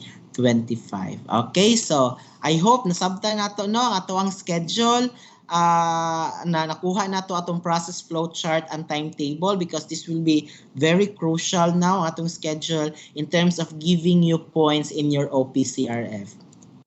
Okay, so that ends my presentation, and thank you for listening, and thank you for your cooperation in all our activities. And I think we will proceed to the next part of the activity. Then after siguro kang Dr. Humawan, we will give you time for your queries, questions, and clarifications. So we will have first Dr. Humawan for the SRC. Thank you, and mabuhay po tayong lahat. Back to you, Ma'am Jen.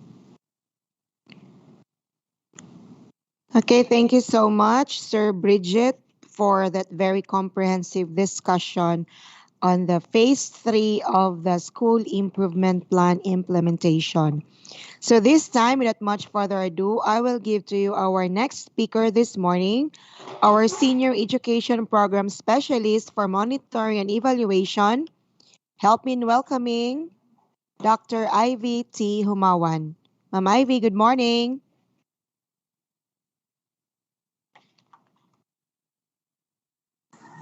Hello, Ma'am Jen. Good morning. Yes, good morning, Ma'am Ivy. Okay. So is my presentation clear? Yes, Ma'am Ivy. Na-share na. Okay. Paki-slideshow na lang palihog, Ma'am Ives. Slideshow.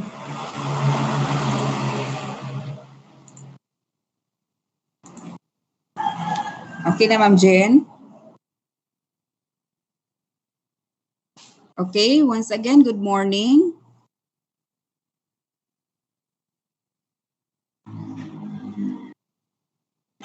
Okay, my topic is, okay, thank you, Ma'am Jennifer. Okay na, Ma'am Jen, na-share na ang slide. Hello? Thank you, Sir Floor. Okay.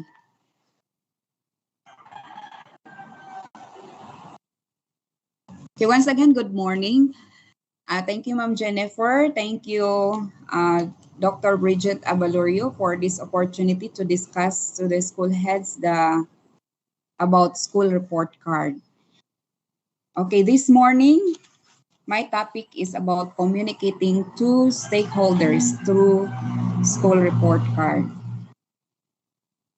Before we'll start, these are the contents of this presentation: the definition of SRC, objective, how to create the SRC, integration to SIP, parts of the SRC, the signatures needed, the submission of SRC, how to quality assure your SRC, then the process flow for the SRC approval.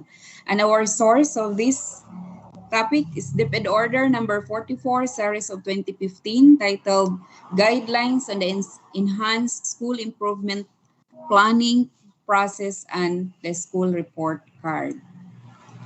This is our source, the DepEd Order number 44, series of 2015. Before we will proceed, I would like to ask first the school head in this question. As a school head, why we need to communicate our stakeholders, both the internal stakeholders and external stakeholders.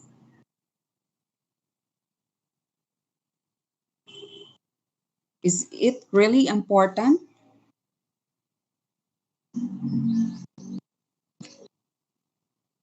I know you have a lot of answers on this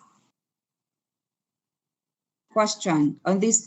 So why we really need to communicate our stakeholders?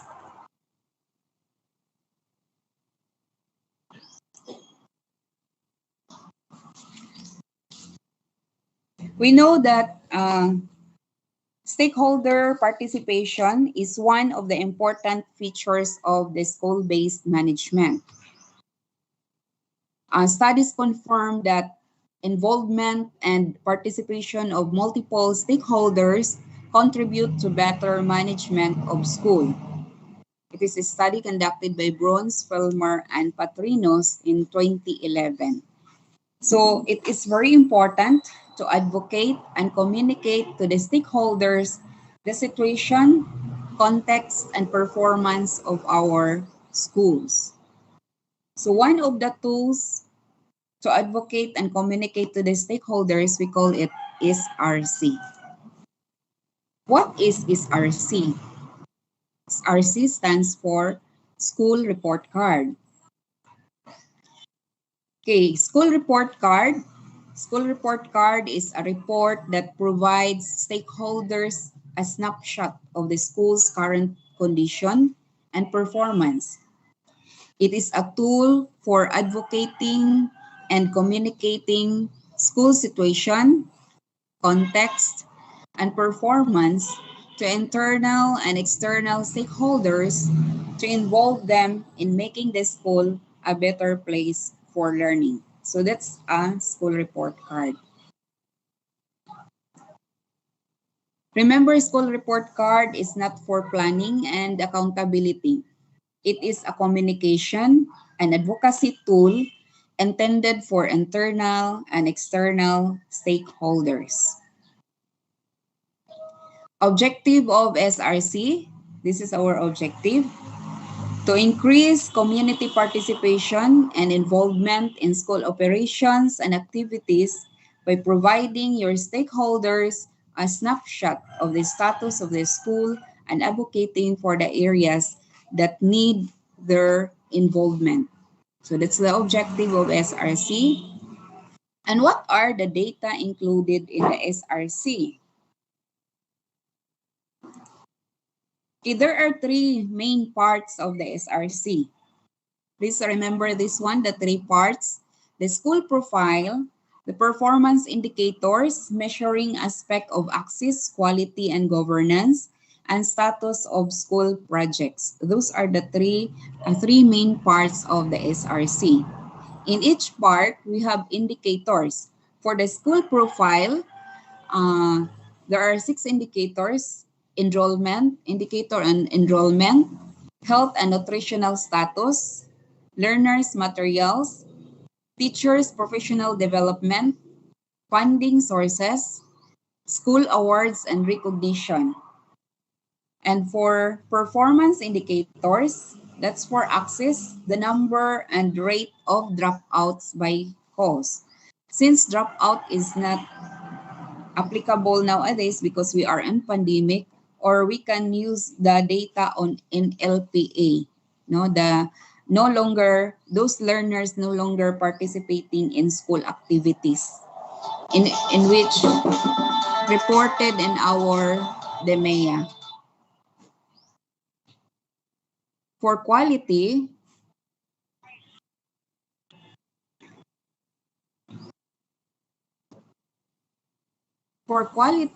the indicators for quality are the percentage of learners who completed in school year, or that's the promotion rate. And for the another indicator under quality, the national achievement test, or by the mean percentage score. Since we don't have data on national achievement test, okay, all our national assessment were postponed due to our situation nowadays, kay pandemic pa man, we can use the data on CMSS, the Curriculum Management Support System. Then, another indicator for quality is the literacy level, the PhilErie results. You can attach this one for the quality. And for governance, the school-based management assessment level, the child-friendly school survey result, stakeholders participation, learner-teacher ratio, learner-classroom ratio, learner-toilet ratio, and learner-set ratio. This is for the governance. And the status of school projects, we have here the status of annual improvement plan, and also for other stakeholders' accomplishments. So those are the 19 indicators in the SRC, composed of the 3 parts. So please take note of those 9 indicators. Note, if you want to include other information which you think are necessary, please make sure that it falls on the appropriate SRC section. Profile, that's information that describe your school. Enrollment is just describe how many learners you have. No? Then for the performance indicators, report your school performance in terms of access, quality, and governance. For the performance indicators, if there are indicators, let's say for example, for the quality. So there are some indicators in your school that need to include that one. Let's say for example, you have takers for the MSU SASI. Now then, number of learners who pass that entrance list. You can include that one in the quality. Now because this is one way of communicating to the stakeholders that you have a lot of passers produced in your school.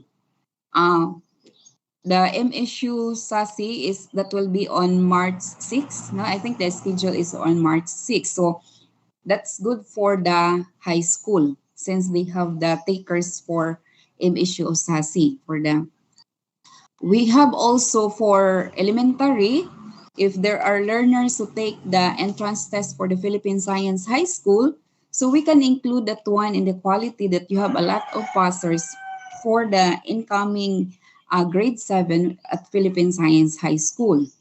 And we have another also, if your school is a sample school for the PISA, the International Assessment, and we have two for this coming PISA, International Assessment, we have two sample schools here in the division of Lanao del Norte. We have Salvador National High School and Manangulo Integrated School. So if they have that result, they can include that one in the quality for the performance indicator, the result of the PISA. No? Meaning we are really proud that we are sample school of this international assessment in which our learners are involved. No? The 45 learners of these identified schools. So, or other indicators that need to be included so that the stakeholders will also inform regarding the results or whatever or projects ba in your status in your school. So the status of school projects now capture the progress of the implementation of the various school projects. So include, no, this is not, we are really not restricted on those 19 indicators, but make sure if you are going to include additional information, no, make sure na fall na siya on the appropriate SRC section in which there are three main parts: the profile, the performance indicators, and the status of the school projects. Okay? Okay pa ko? Ma'am Jen? Hello, Sir Floor? Okay pa? Yes, So, Ma'am Ivy. thank you, Ma'am Jen. Medyo sabat lang akong background, no? Kay work at home. So, na ako dapit sa karsada near sa highway. So, Bibo kay imong background, Ma'am Ivy. bibo kayo kong background. Sorry sa mga background, medyo naka-disturb. So, where to gather data, and let's continue. Where to gather data and information for our school report card. So the data and information can be gathered from our EBIS. No? We have school forms available, project monitoring reports from your project teams and other stakeholders, like learning action cells, no? So parents, PTA, teachers club, and student government. So those are the sources. No? You can gather data for your SRC on those ABIS or project monitoring reports.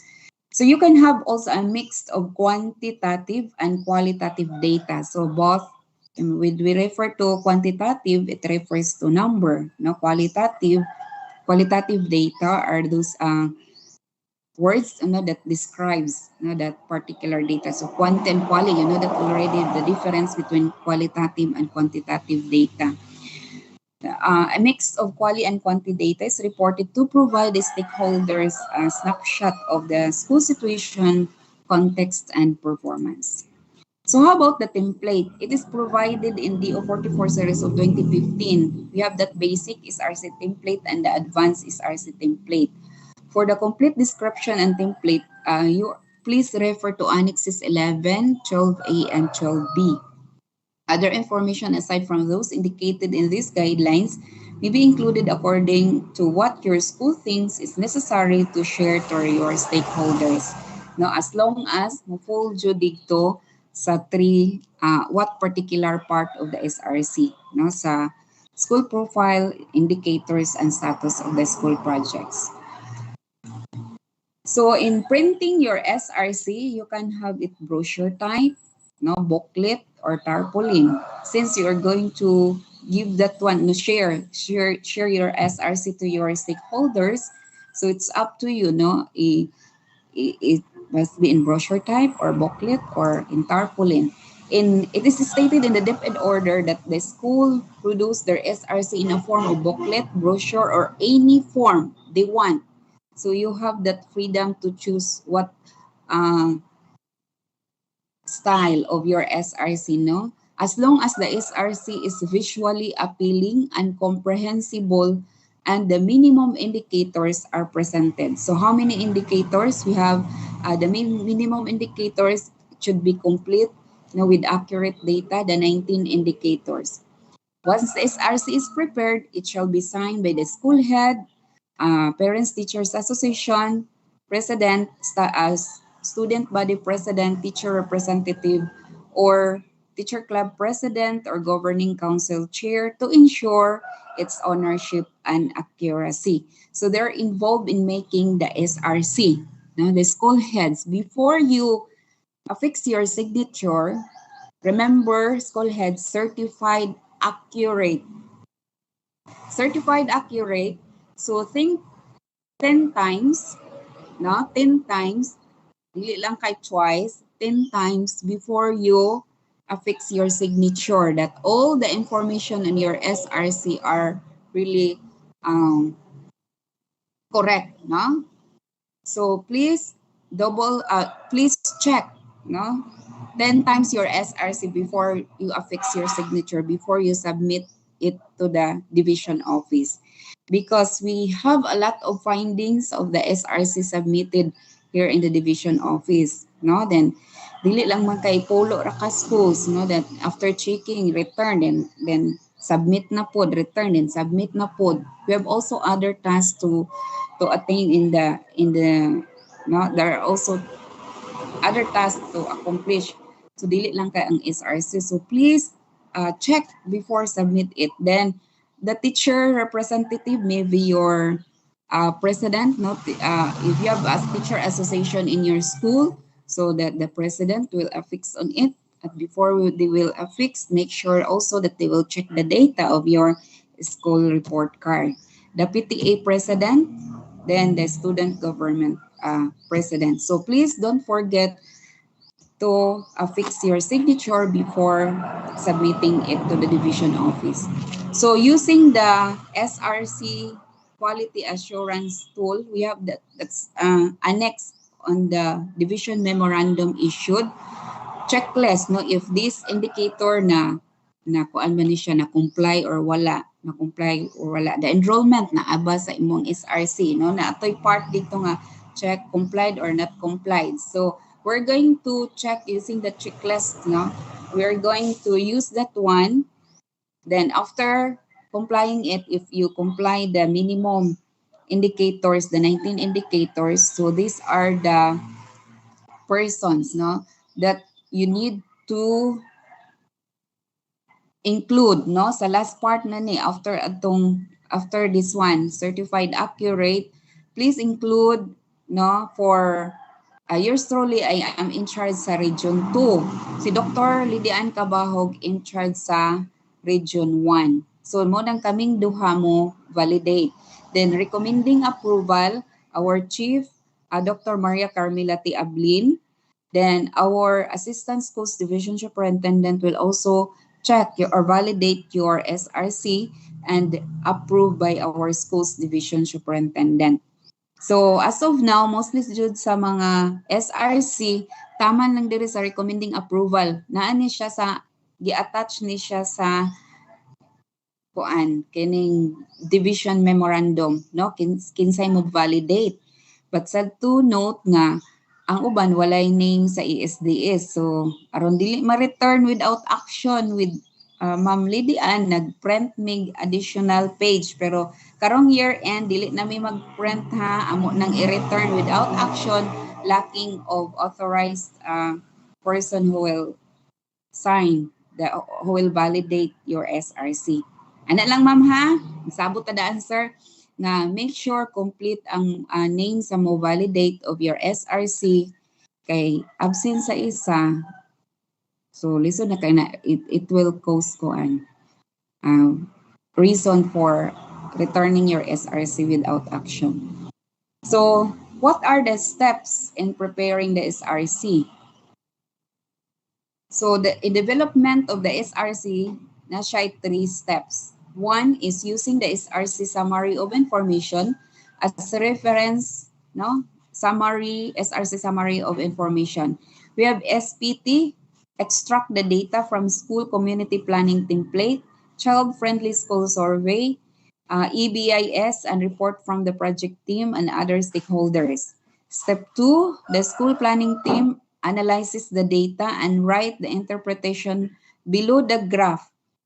No, not only the graph, but there is a present interpretation of the graph provided. No, then chart using the language most easily understood by stakeholders. So use language that can be easily understood.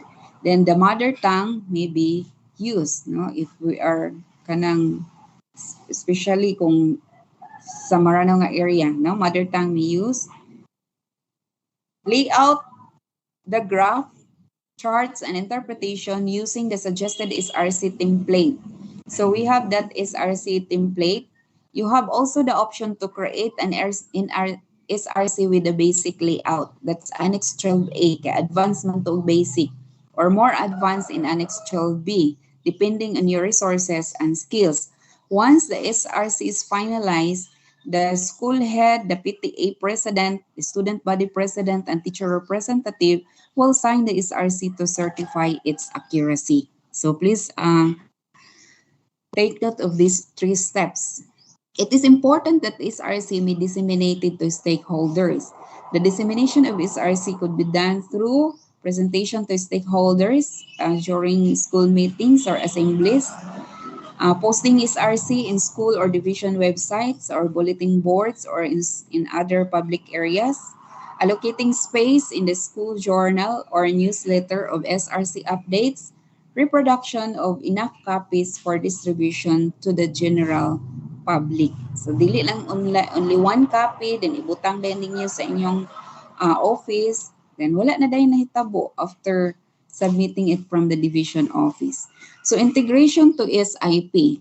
Since we know that SRC is not a planning tool, it is used in the school planning process, to communicate the status of the school to the school planning team, which should help them in the identification or review the priority improvement areas. It was discussed by the previous speaker on how to make these priority improvement areas.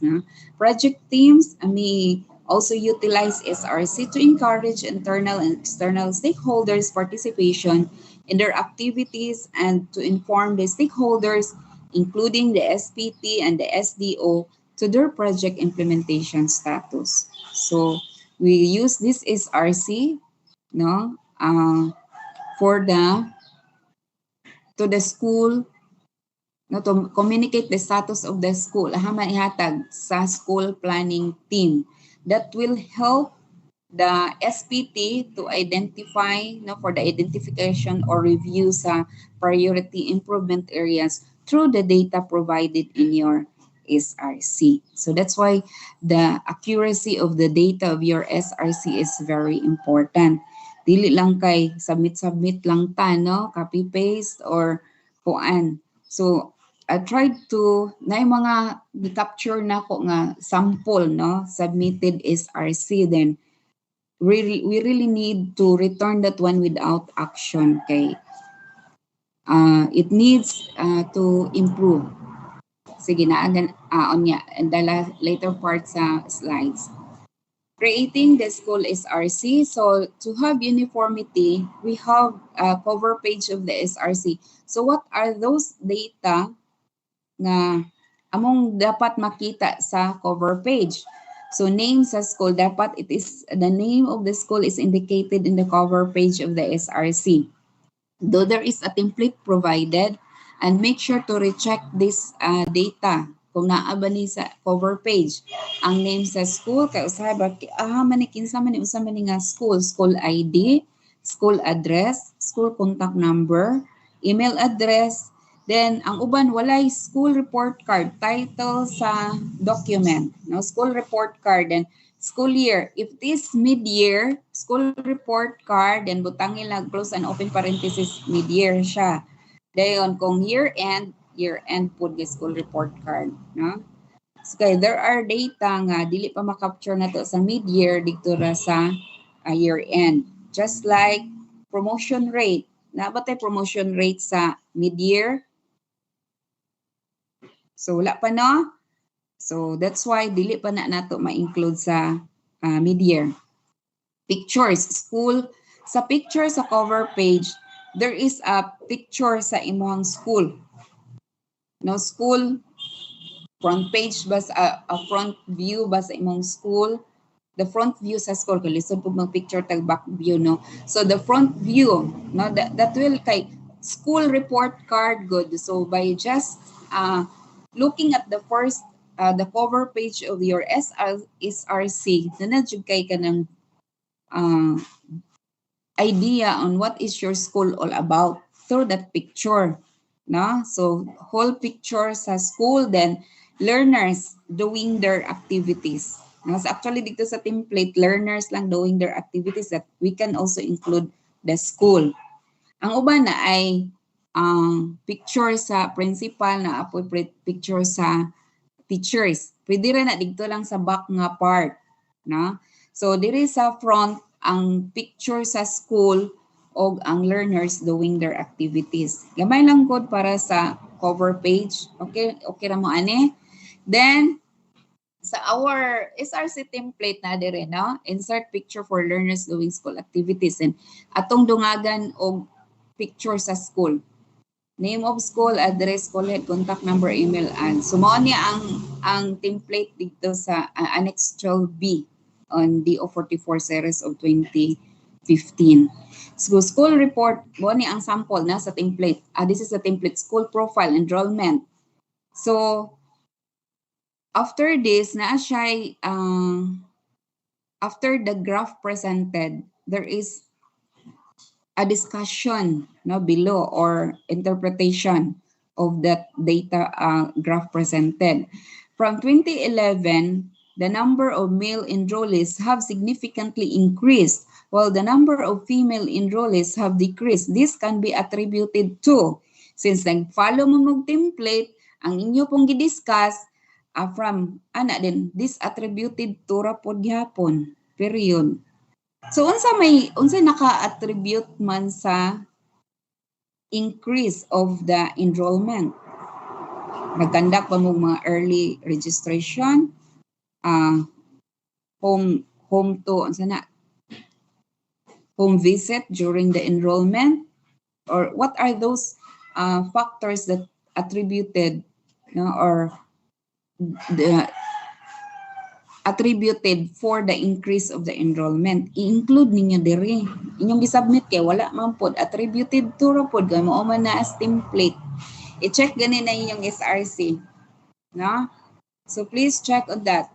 Then health and nutritional status, number of learners by kaning graph bitaw nga gikuan sa template, more dili kay ko kuan ani nga graph, no? If you can have katubit ang bar graph nga separate yun ang male, female, then ang severely wasted, ang blue, wasted, normal, overweight, and obese. no? So mao man ni ang sa atong template. You can have also this kuan sample only kanang na ako gi-search sa ang sa to nga school na sa back part to niya. Na nice po din yung presentation, enrollment, or kana bitaw yung presentation sa ISMEA, the you're going to present the enrollment for 3 years man, no? 3 years. So separate ang male, female, then total. Then after sa table nga presented the data using table, naa din siya gi-graph. Then pag graph, na din siya interpretation sa ubos, no?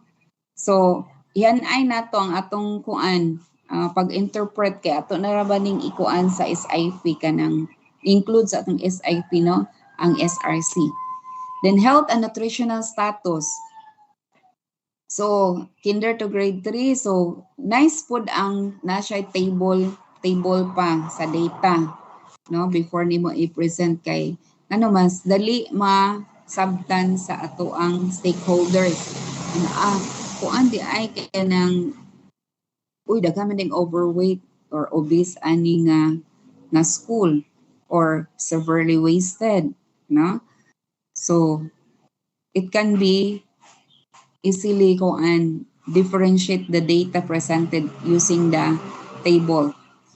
Then after that one, we have noticed nga after sa data presented na adayon siya discussion.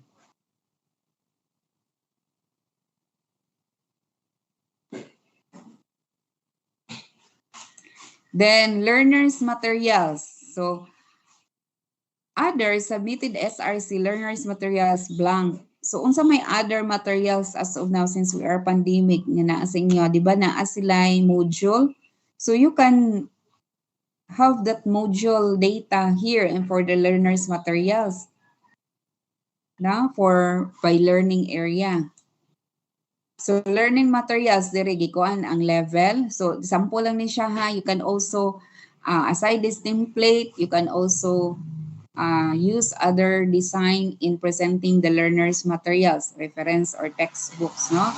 Ani as a table iyang gikuan ang subject, dayon number, then ratio, ana. Dayon the table presents the number of available textbook in different learning areas. Iyang gi-discuss dayon sa obos. Pinipod another iyang gikuan ang learners materials na i-reference ang textbooks, then learning equipment since we have desktop, especially katong mga schools nga naka-receive og mga printers, no, laptop, tong tablet.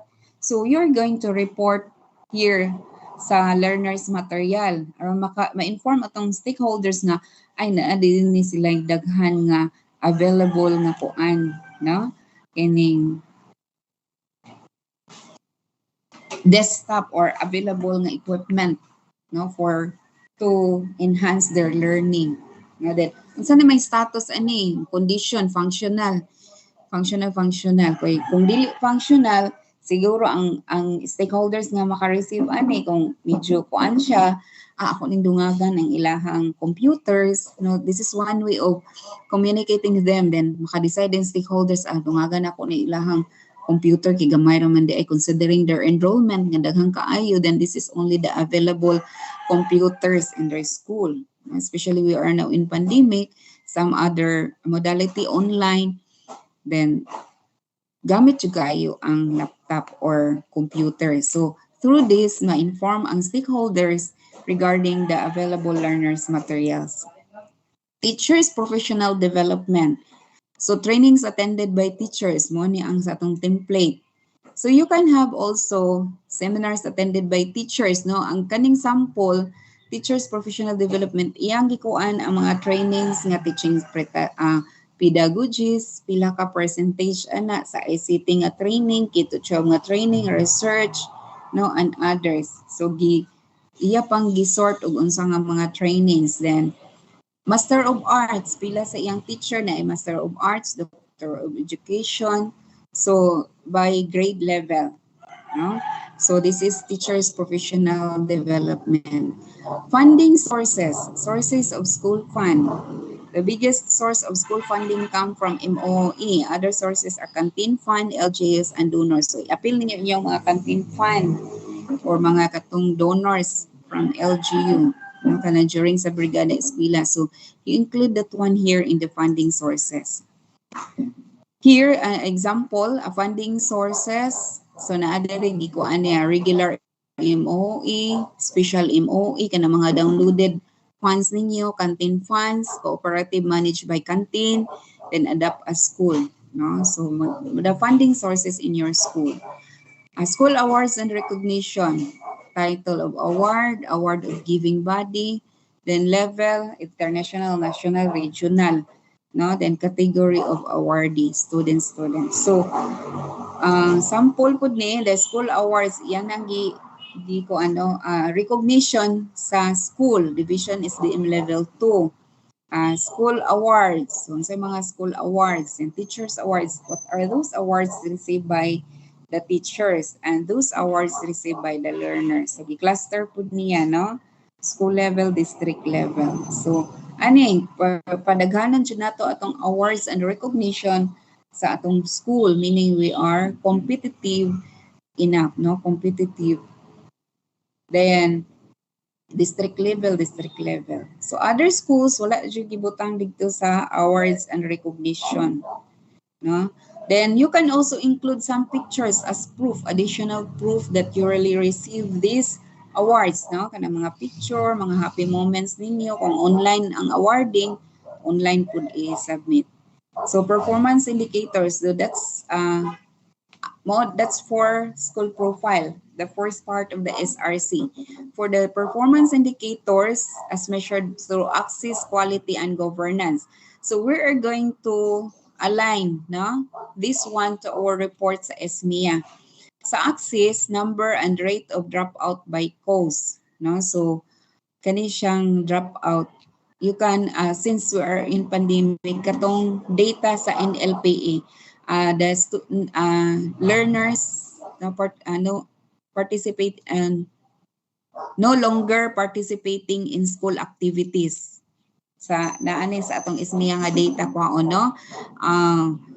So, instead of dropout, so pila man ka years? 1, 2, 3.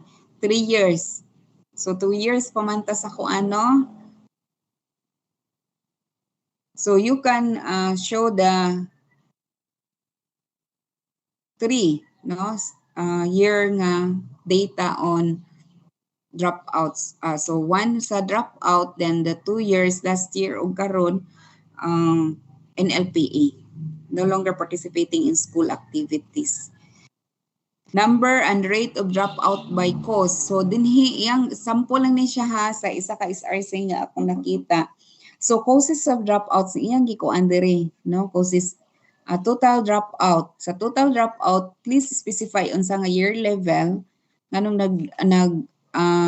cause man siya sa NLPA, no? No longer participating in school activities, wa naman niya gibalik iyang module, unsay reason. Then, unsa nga grade level. Then, if you have some intervention nga gikandak or in spite of that actions given, wala jud siya ni balik o submit sa iyang module or ni participate sa mga school activities. So, dinhi nato makita na siya so that during sa SMEA, we can use this data for the characterization, the causes of NLPA. Okay? Performance indicators sa quality. So, other indicators sa access, kung na-available nga data, you can include those aside sa NLPA. Number and rate of dropout. Performance indicators for quality, the percentage of learners who completed the school year, promotion rate. So, ang promotion rate, so there are some indicators nga itong i-align dito sa SMEA. No? I tried to call in the regional office on how to do it because there are some indicators nga dito sa ARMIA, nabutang siya sa access, dayon dire sa DO44 sa SRC, nabutang siya sa governance. So, since it's deal with classroom, din naapoy learners, pwede siya sa access, pwede po siya sa governance. So, aron uniform ta, atong data sa SMEA, uniform po dire sa SRC, we're going to align no our data. So kaning sa promotion rate dito na nato ni butang sa quality, no longer access, no? So quality, that's promotion rate. I-assume na that all learners who successfully pass, no? Pass of all the learning areas. Okay, na-promote man siya. So nakahibalon jud siya. So that refers to the quality. No, naadyo siya nahibalaan kay na-promote man. So dili ka kabalo mo basa, di ka kabalo mo sulat. Of course, that's the reason na di ka ma-promote. So the promotion rate was successfully maintained up to 100%. So nakoy data issue ha nga gi-submit diri nga ang iyang promotion rate ana nga year 20%, sunod kana nga year 20% ng pagkakaron nga present year mid-year pa man, so wala. So kaning promotion rate dili pa nato ni ma-report sa mid-year. Kay magbase kag 3 school years. So other data school year jud siya. Results sa to school year. Then imong gi-compare sa mid-year. So dili siya point of comparison. Dili siya pwede ma-compare ang data sa mid-year o data sa school year. End sa school year. Sige. NAT. So, wala man tayo available nga NAT. So, we can use the CMSS. So, CMSS can be also reported in the SMEA. So, unsay data digdo gi-report nimo sa SMEA, it can be included here in your SRC. Since ang SMEA for quarters man, so dito sa year-end man ni siya. So, on what quarter nga na belong sa kuan, kay we are referring sa quarter, kuan siya, calendar year. January to December, first 3 months is the first quarter. January, February, March, first quarter. I-align nato ni siya sa ARMIA. Kay sa una nga naglahi tag quarter sa school year, lahi puta og calendar year, muragalibog ta sa quarter nato. So aron natay same idea sa quarter, so it refers to the calendar year, not school year. When kag first quarter, January, February, March, second quarter, April, May, June, then July, August, September, that's third quarter, and fourth quarter, dito na dayon sa December. So December wala pa man taanay end of the school year, no? Kung if referring to school year. Kung sa regular March, so January, February, March, first quarter. Dito na dayon ang year-end SRC based on the first quarter result. Curriculum management system, as what I have said, in the absence of our national achievement test result, so we can use the CMS result. So kani siya. Periodic test by mean percentage school, MPS by subject area. So naa diri no gikuan niya ang MPS sa first quarter, second quarter, third quarter, fourth quarter. So please take note ha kay ang katong CMSS wa siya range, no? So please take note sa pagkuha sa MPS kay basin og mag-MPS mo grade nga 11.15. So kato di ay itong frequency number of learners who got that part inta ang range sa 75 to 80 nga range. So how many learners got on that? Kung na ay 8, so iyang gihimo ang katong mga total learners, iyang gi-divide mo na dayon to MPS niya sa grade, no? So dili na siya mauha. So please double check in computing the MPS. Overall MPS ay makurat ba na inyong stakeholders nga nag-MPS na aning nga subject 11.5 ra, no? So main percentage score or average grade, not MPS, average grade of the learners nga 11.5, no? So wala ra bay grade nga 11.5. Sige, let's proceed. MPS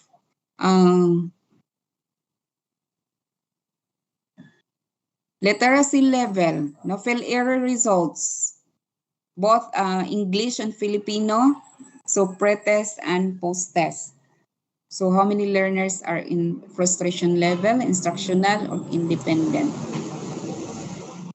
So this is just a sample. So we have observed that after that graphical presentation, we have also the discussion below, in which this is the qualitative data. Performance indicators, still in the performance indicators for quality, so not results if we have not CMSS, the periodic test kung mean percentage, then kato na lang kuan instead of kinibitang mean percentage kato ning mean per MPS by learning area, CMSS na lang, no, not the mean percentage score, the ta na mo achievement test or the quarterly test of your subject. So aron align nato ni sa SMIA, we will just use the CMSS result. Aron di na mo daghag kwaon nga data. Then sa literacy, the fill area, the pre-test and post-test. Since wa pa may available nga data sa NAT. Sa NAT. Magduha raman siguro sa quality, CMSS, promotion, di pa man ta kakawag promotion rate karon. So CMSS and ang literacy dito pa nila sa next quarter. So let's proceed.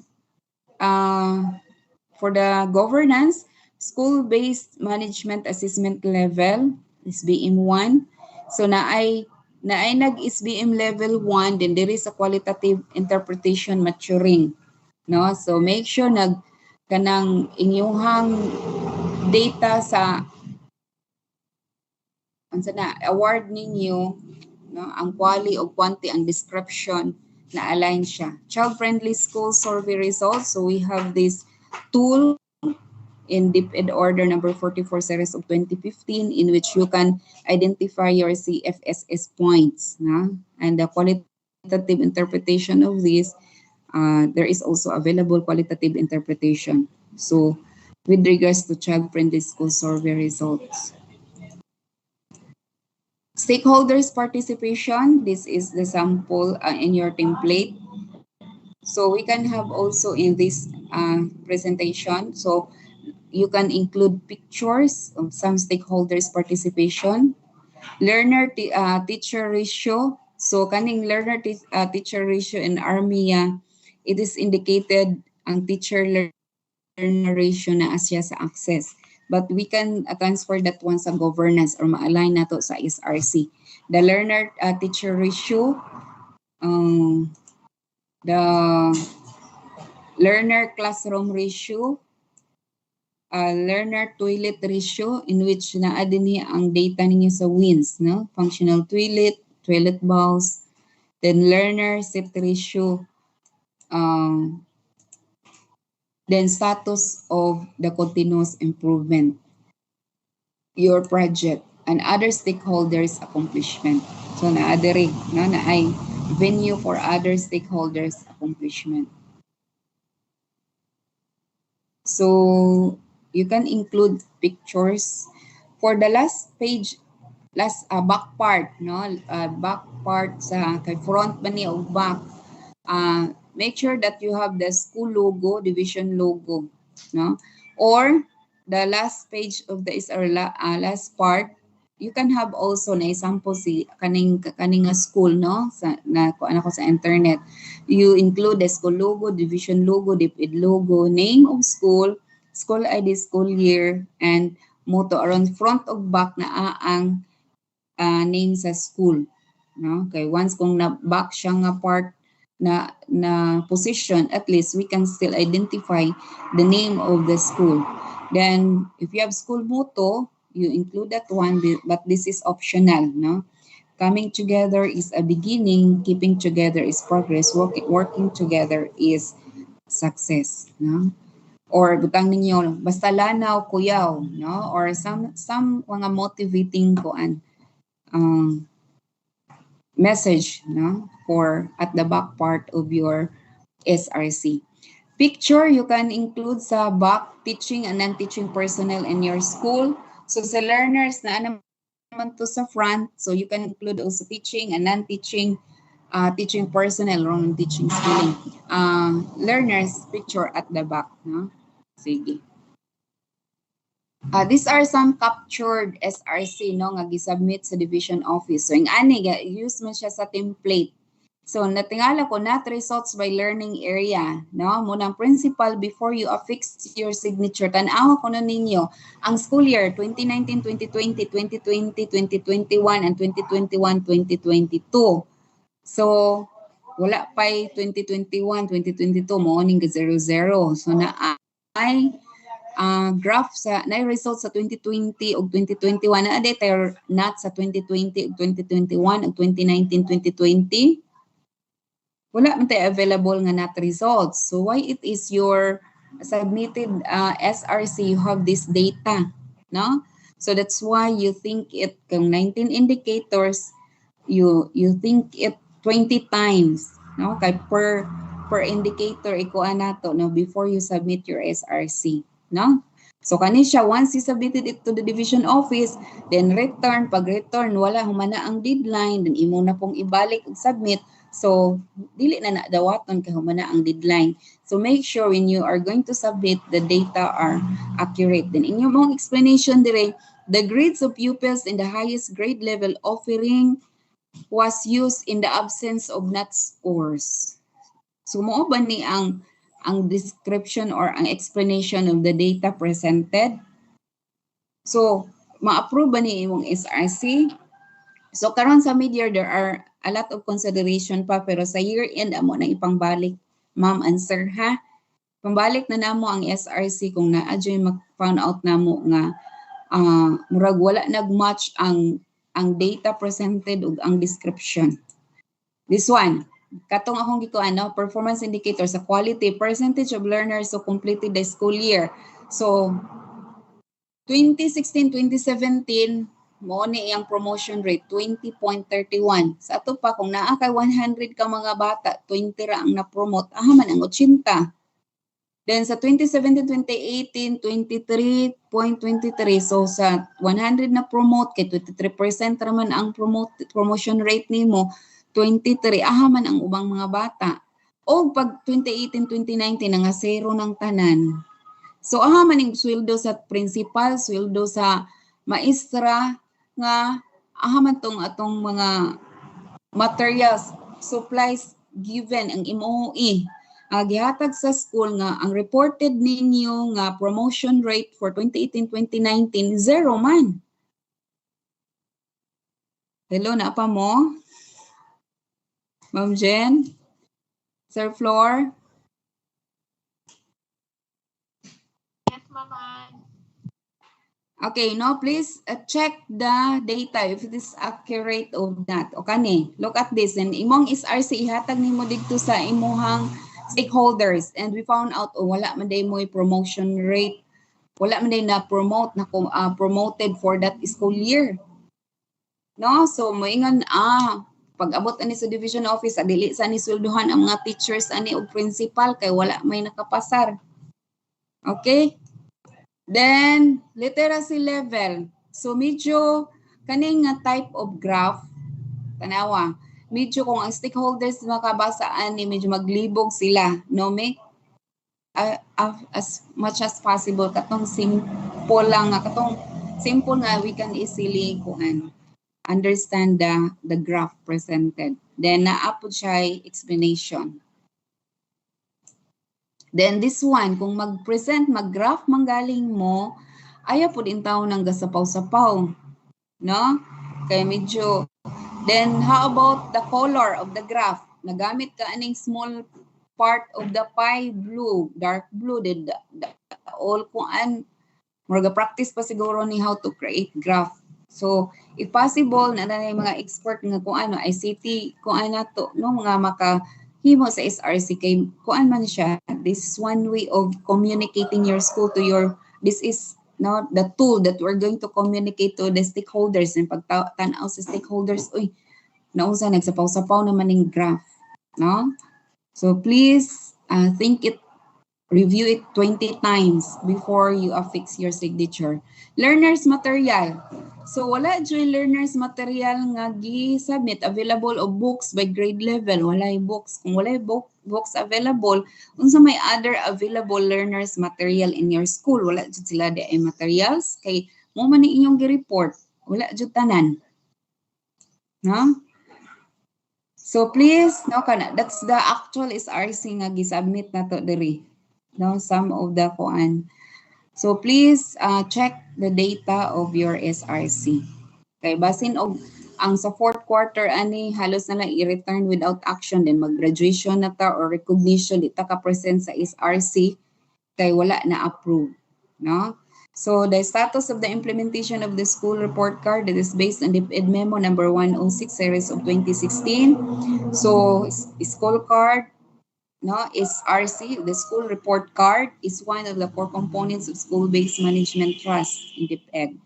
SRC is prepared by the schools twice a year in school year. No, mo na siyang mid-year o year-end to further strengthen shared governance through the increased awareness and stronger participation of the community and other stakeholders in making the school a better place for learning. So take note na ang ato ang reporting sa SRC is mid-year o year-end. This is the schedule for the submission of SRC. So we have that preparation of SRC.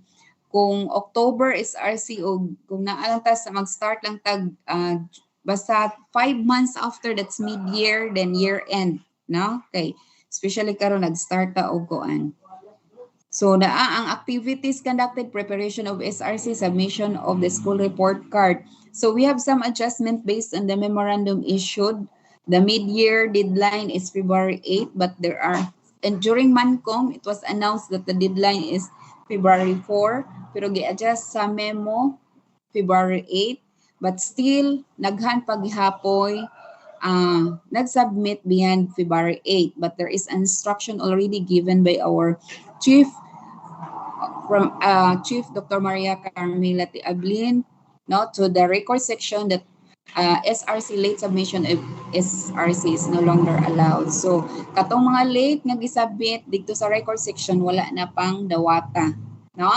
So make sure take note of the deadline. So in our issued memorandum is June 2 ang deadline, but still wala pa man tay exam ana. So wala na ko na consider ang calendar of activities. So deadline in the submission is June 28 because we will include the CMSS result, no? So we have still 29 and 30 for the checking, so that it will, right after the checking of the SRC, ma-returning nyo, then it will be presented during sa graduation and also or recognition or general assembly, no, in your school.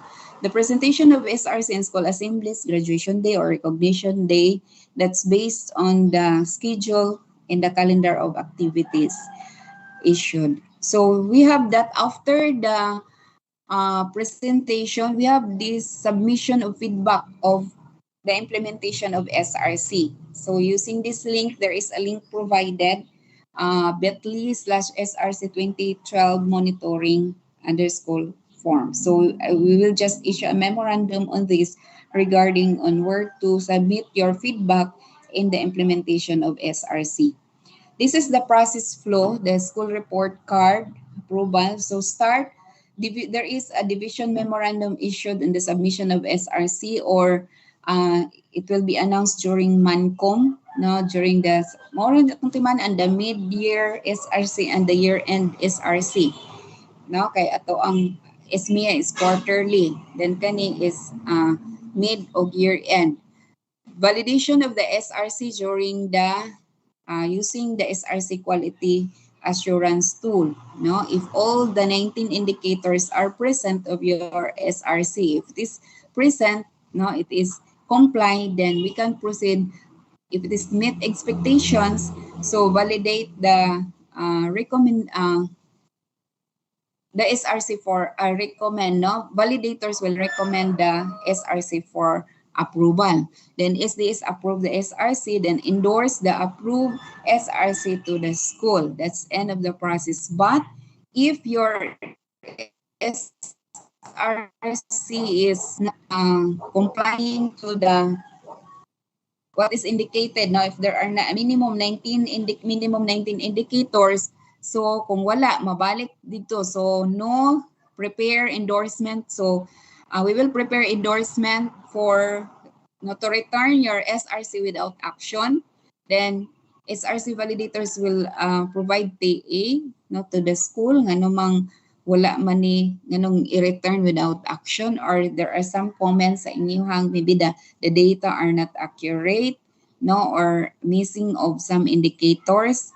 Then school, then after that one is school incorporate no unsay mga suggestions for your SRC nga nang na-return without action, walay mga signature name sa mga mo sign, no, or walay name sa school. So unsay reason ana, so the school head will incorporate the suggestions, no, from the validators. Then school submit, then balik na dahil pagka school submit the edited SRC to the division office. It takes time na po to validate. Then kung okay na, endorsement for the approval of the SRC. So that's why before you will submit it to the division office, so make sure that all data are accurate, no? Kinangan accurate data. So MOVs for implementation, once you implement, you should have narrative report of implementation. And of course, you should issue, attach the issued school memorandum on that effect. Then attendance, those are the stakeholders involved during the dissemination of your SRC. Then pictures, invitation letter, if you have letter of invitation for those stakeholders. If it is online, so it is pwede po siya online, then feedback form or your QAMI. Kung no technical assistance given, only QAMI, Quality Assurance Monitoring and Evaluation. For the reporting, no, it was then mentioned, no, kuan naman ni kaganina, na it must be reported, SRC must be reported or presented twice during the mid-year and year-end. Then for monitoring, given that SRC is already integrated in the SIP process, the publication and reporting periods of SRC are monitored together with SIP and AIP by the SDO through SGOD and the Central Office of Guan.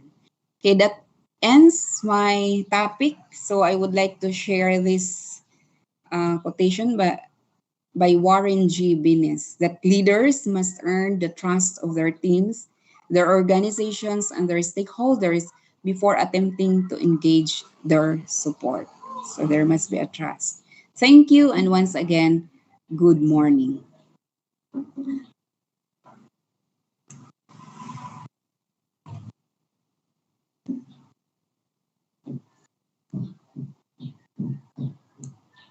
Okay, I will proceed directly the Katami, no, so that this afternoon you will just give your feedback on the conduct on this training. So as what I have said, this is the rationale behind the conduct of our QAMI or Katami. If there is technical assistance given, there is TA.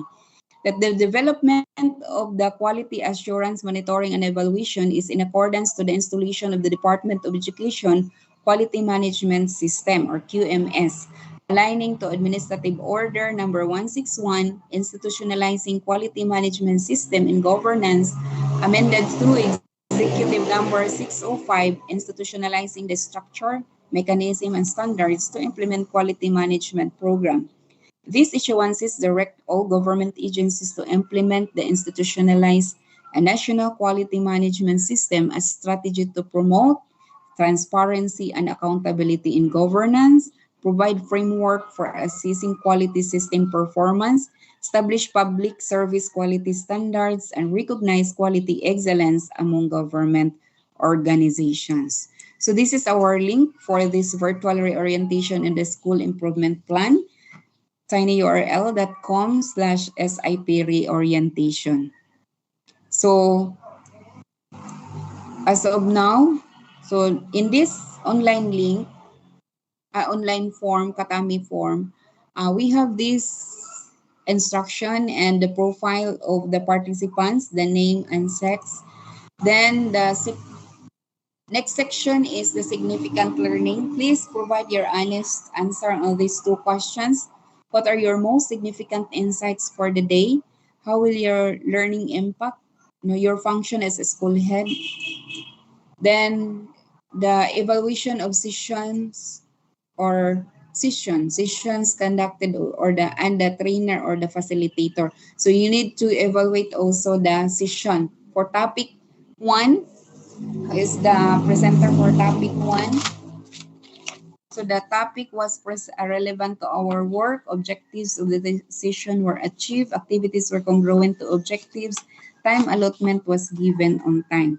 So ang topic 1, si Ma'am Jennifer Entong, topic on school improvement plan, its rational mandate, legal basis, guiding principles, definition of terms, policy statement, and overview of the SIP cycle.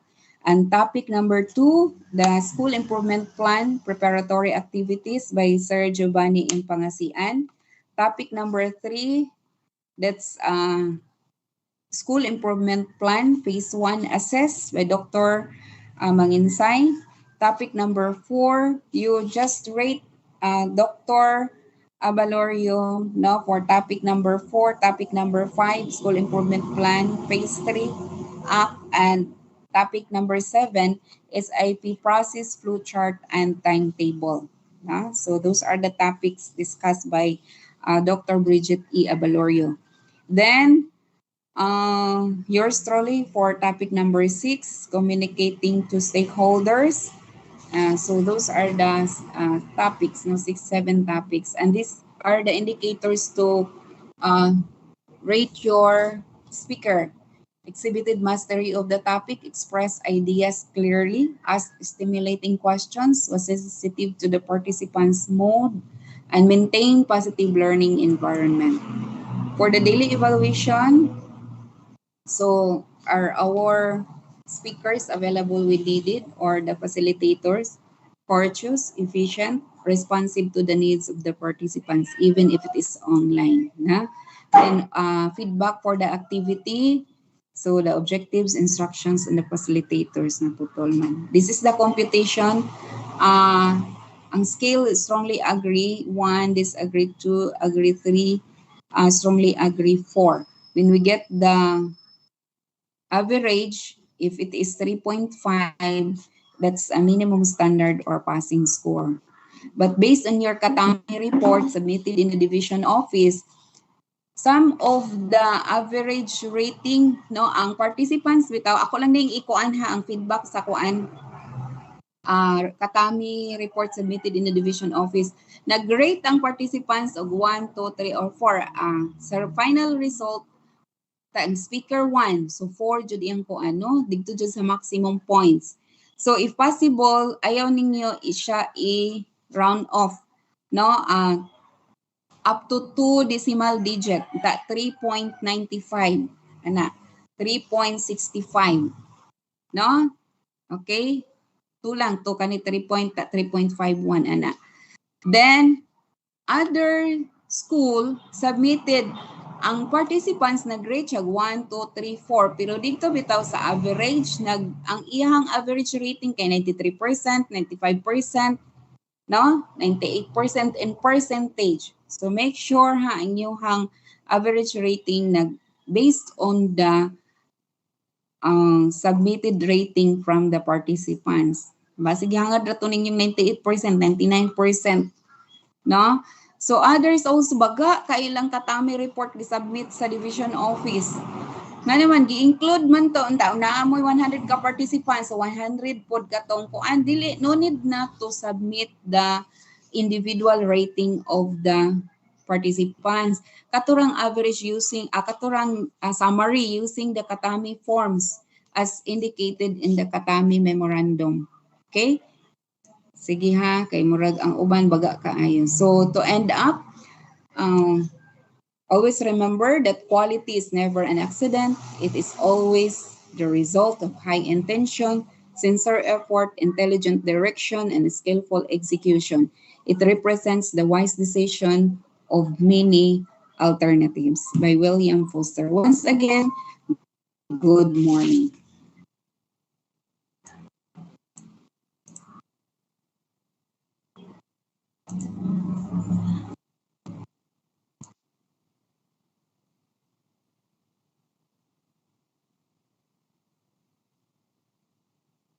Ma'am Jen, human ako.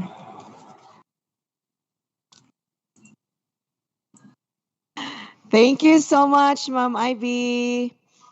You're Thank you for welcome. sharing with us your expertise on the school report card. So this time, Ma'am Ivy, I think do not just leave yet because there might be questions in the field that needs your expertise. Please stay around for that, Ma'am. Ma'am Okay, Ma'am Ivy. Jen. Okay, thank you. So this time, participants, you are now given the opportunity to raise your questions. So just type your questions in the chat box on our YouTube.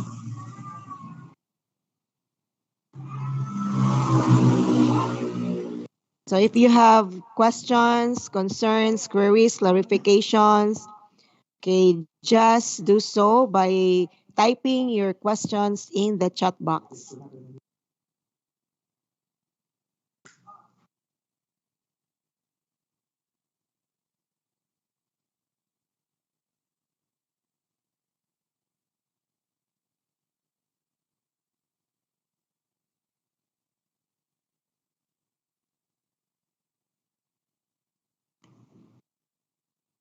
Okay, participants.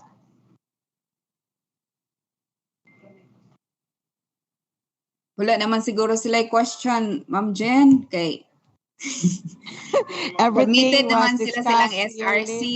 clearly. Lagi gauna. Hello, Ma'am Jen. We have Ma'am Ivy. Good morning, and thank you for your presentation. We have here one concern from Sir Wahab Smith. According to him, ako ma'am, akong nabutang sa cover page is first semester. Pwede ma'am? Wala may first dili siya pwede.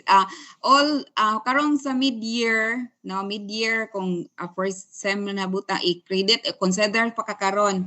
Pero sa daghan pang consider na mo ron nga time sa mid-year, i-return na to namo ang mga SRC, then dito rata sa year end. At least I am very thankful for this opportunity, Sir Bridget, not to discuss really the SRC kay do na discuss na during sa kumustahan basig wala to sila kapaminaw, so na emphasize na pud nato diri sa SRC, especially if we're talking SIP, no? So kung ano ba kaayo, very alarming kung ang school head wala siya SIP. So siguro na mina jud sila ron sa SRC unsa toy mga ang mga data, no, nga we need some, there are a lot of considerations pa namo karon sa mid-year for hopefully mainsakto na jud by year end SRC. Sige, sir. Okay.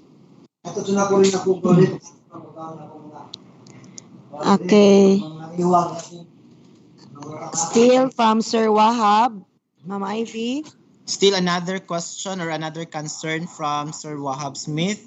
What happened to those schools without awards and recognitions? Unsay ibutang nga data? No data, no awards. Even in the school level awards of the learners, wala sila gihatag nga awards.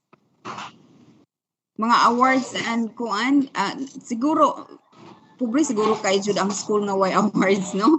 So ang I think during sa school level nga kuan na may mga awards given to the learners, so they will include that one in the school level nga level.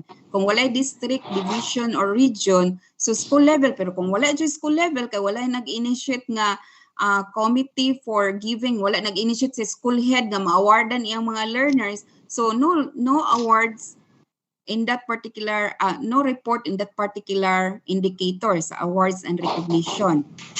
No, at di lang po nato pugson kung wala jud kaysa magmugna ta og data which is not true.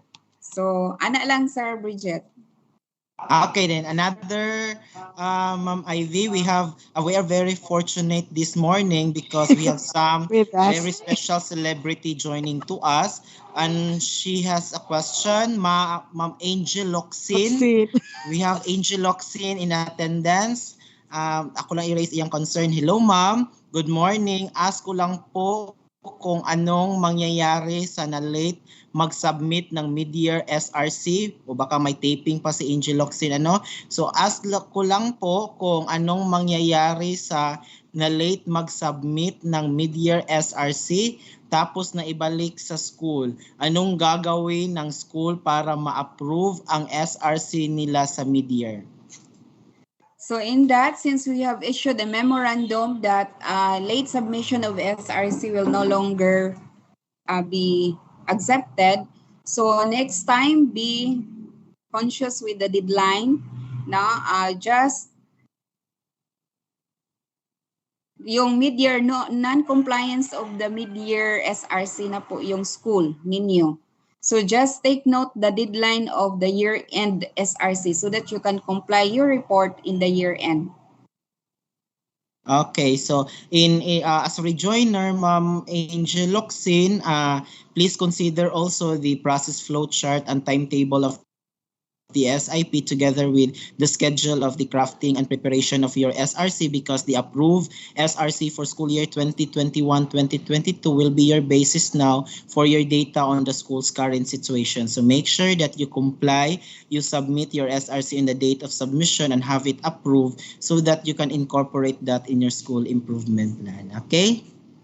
Next, let's have Ma'am Amira Ampaso. According to Ma'am Amira Ampaso, Ma'am, yung newly open school na karon pa na-approve tas ilagay sa SIP is yung school year 2021-2022.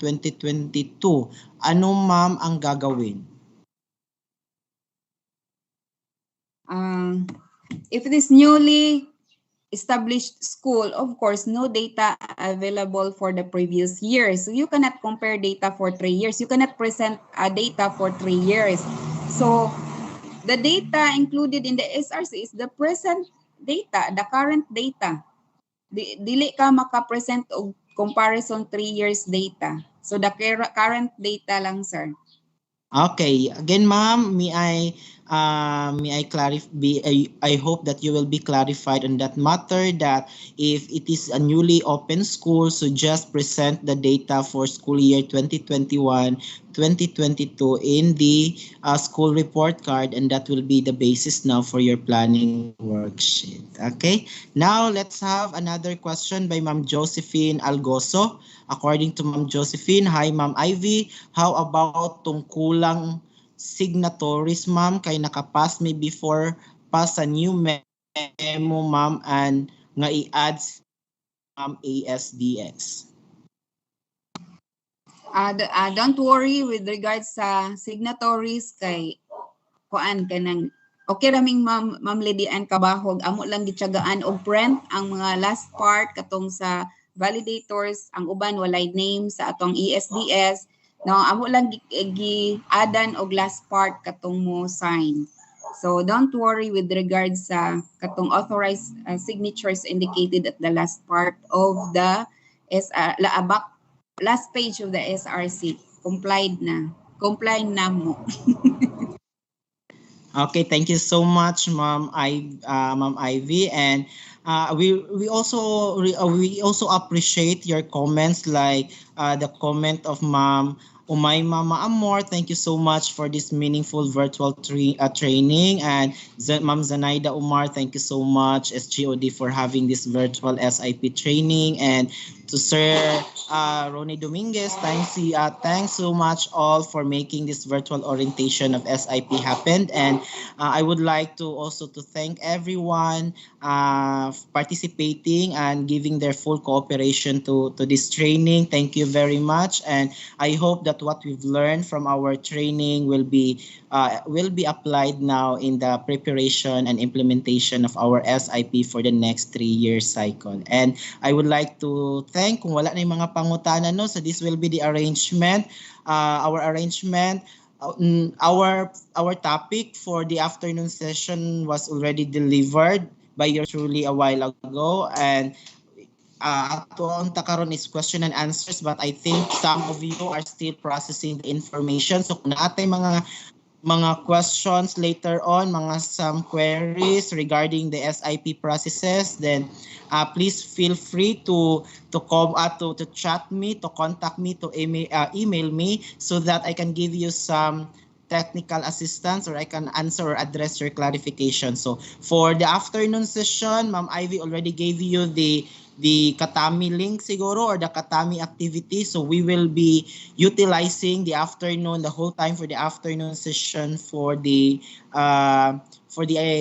Katami activities. We will close siguro, Ma'am Ivy, 5 o'clock in the afternoon, our Katami link, so that we can gather the responses. And then after 5 p.m., please don't forget also to provide your information in the attendance sheet using the attendance link that will be siguro given through the comment section. And I hope Ma'am Yan, can you share to the live stream now the link for the attendance this the second day of our training. So once again, thank you very much. Thank you very much to our top management for approving and giving us the opportunity to provide you some insights, some technical assistance in the preparation of your SIP for the next 3-year cycle. To Dr. Edelberto L. Oplinaria, CESO 5, our Schools Division Superintendent, to Ma'am Masesar, Dr. Rosemary T. Masesar, our Assistant Schools Division Superintendent.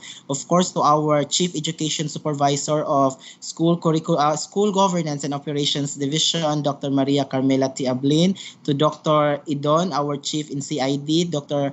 Sir Armando B. Pasok, our Administrative Officer 5, to all the facilitators for your time, for your expertise, and for helping me in providing technical assistance to all our school administrators. Thank you to all SGOD personnel who helped me for this activity, and thank you also to all school administrators and teachers attending and participating to our activity.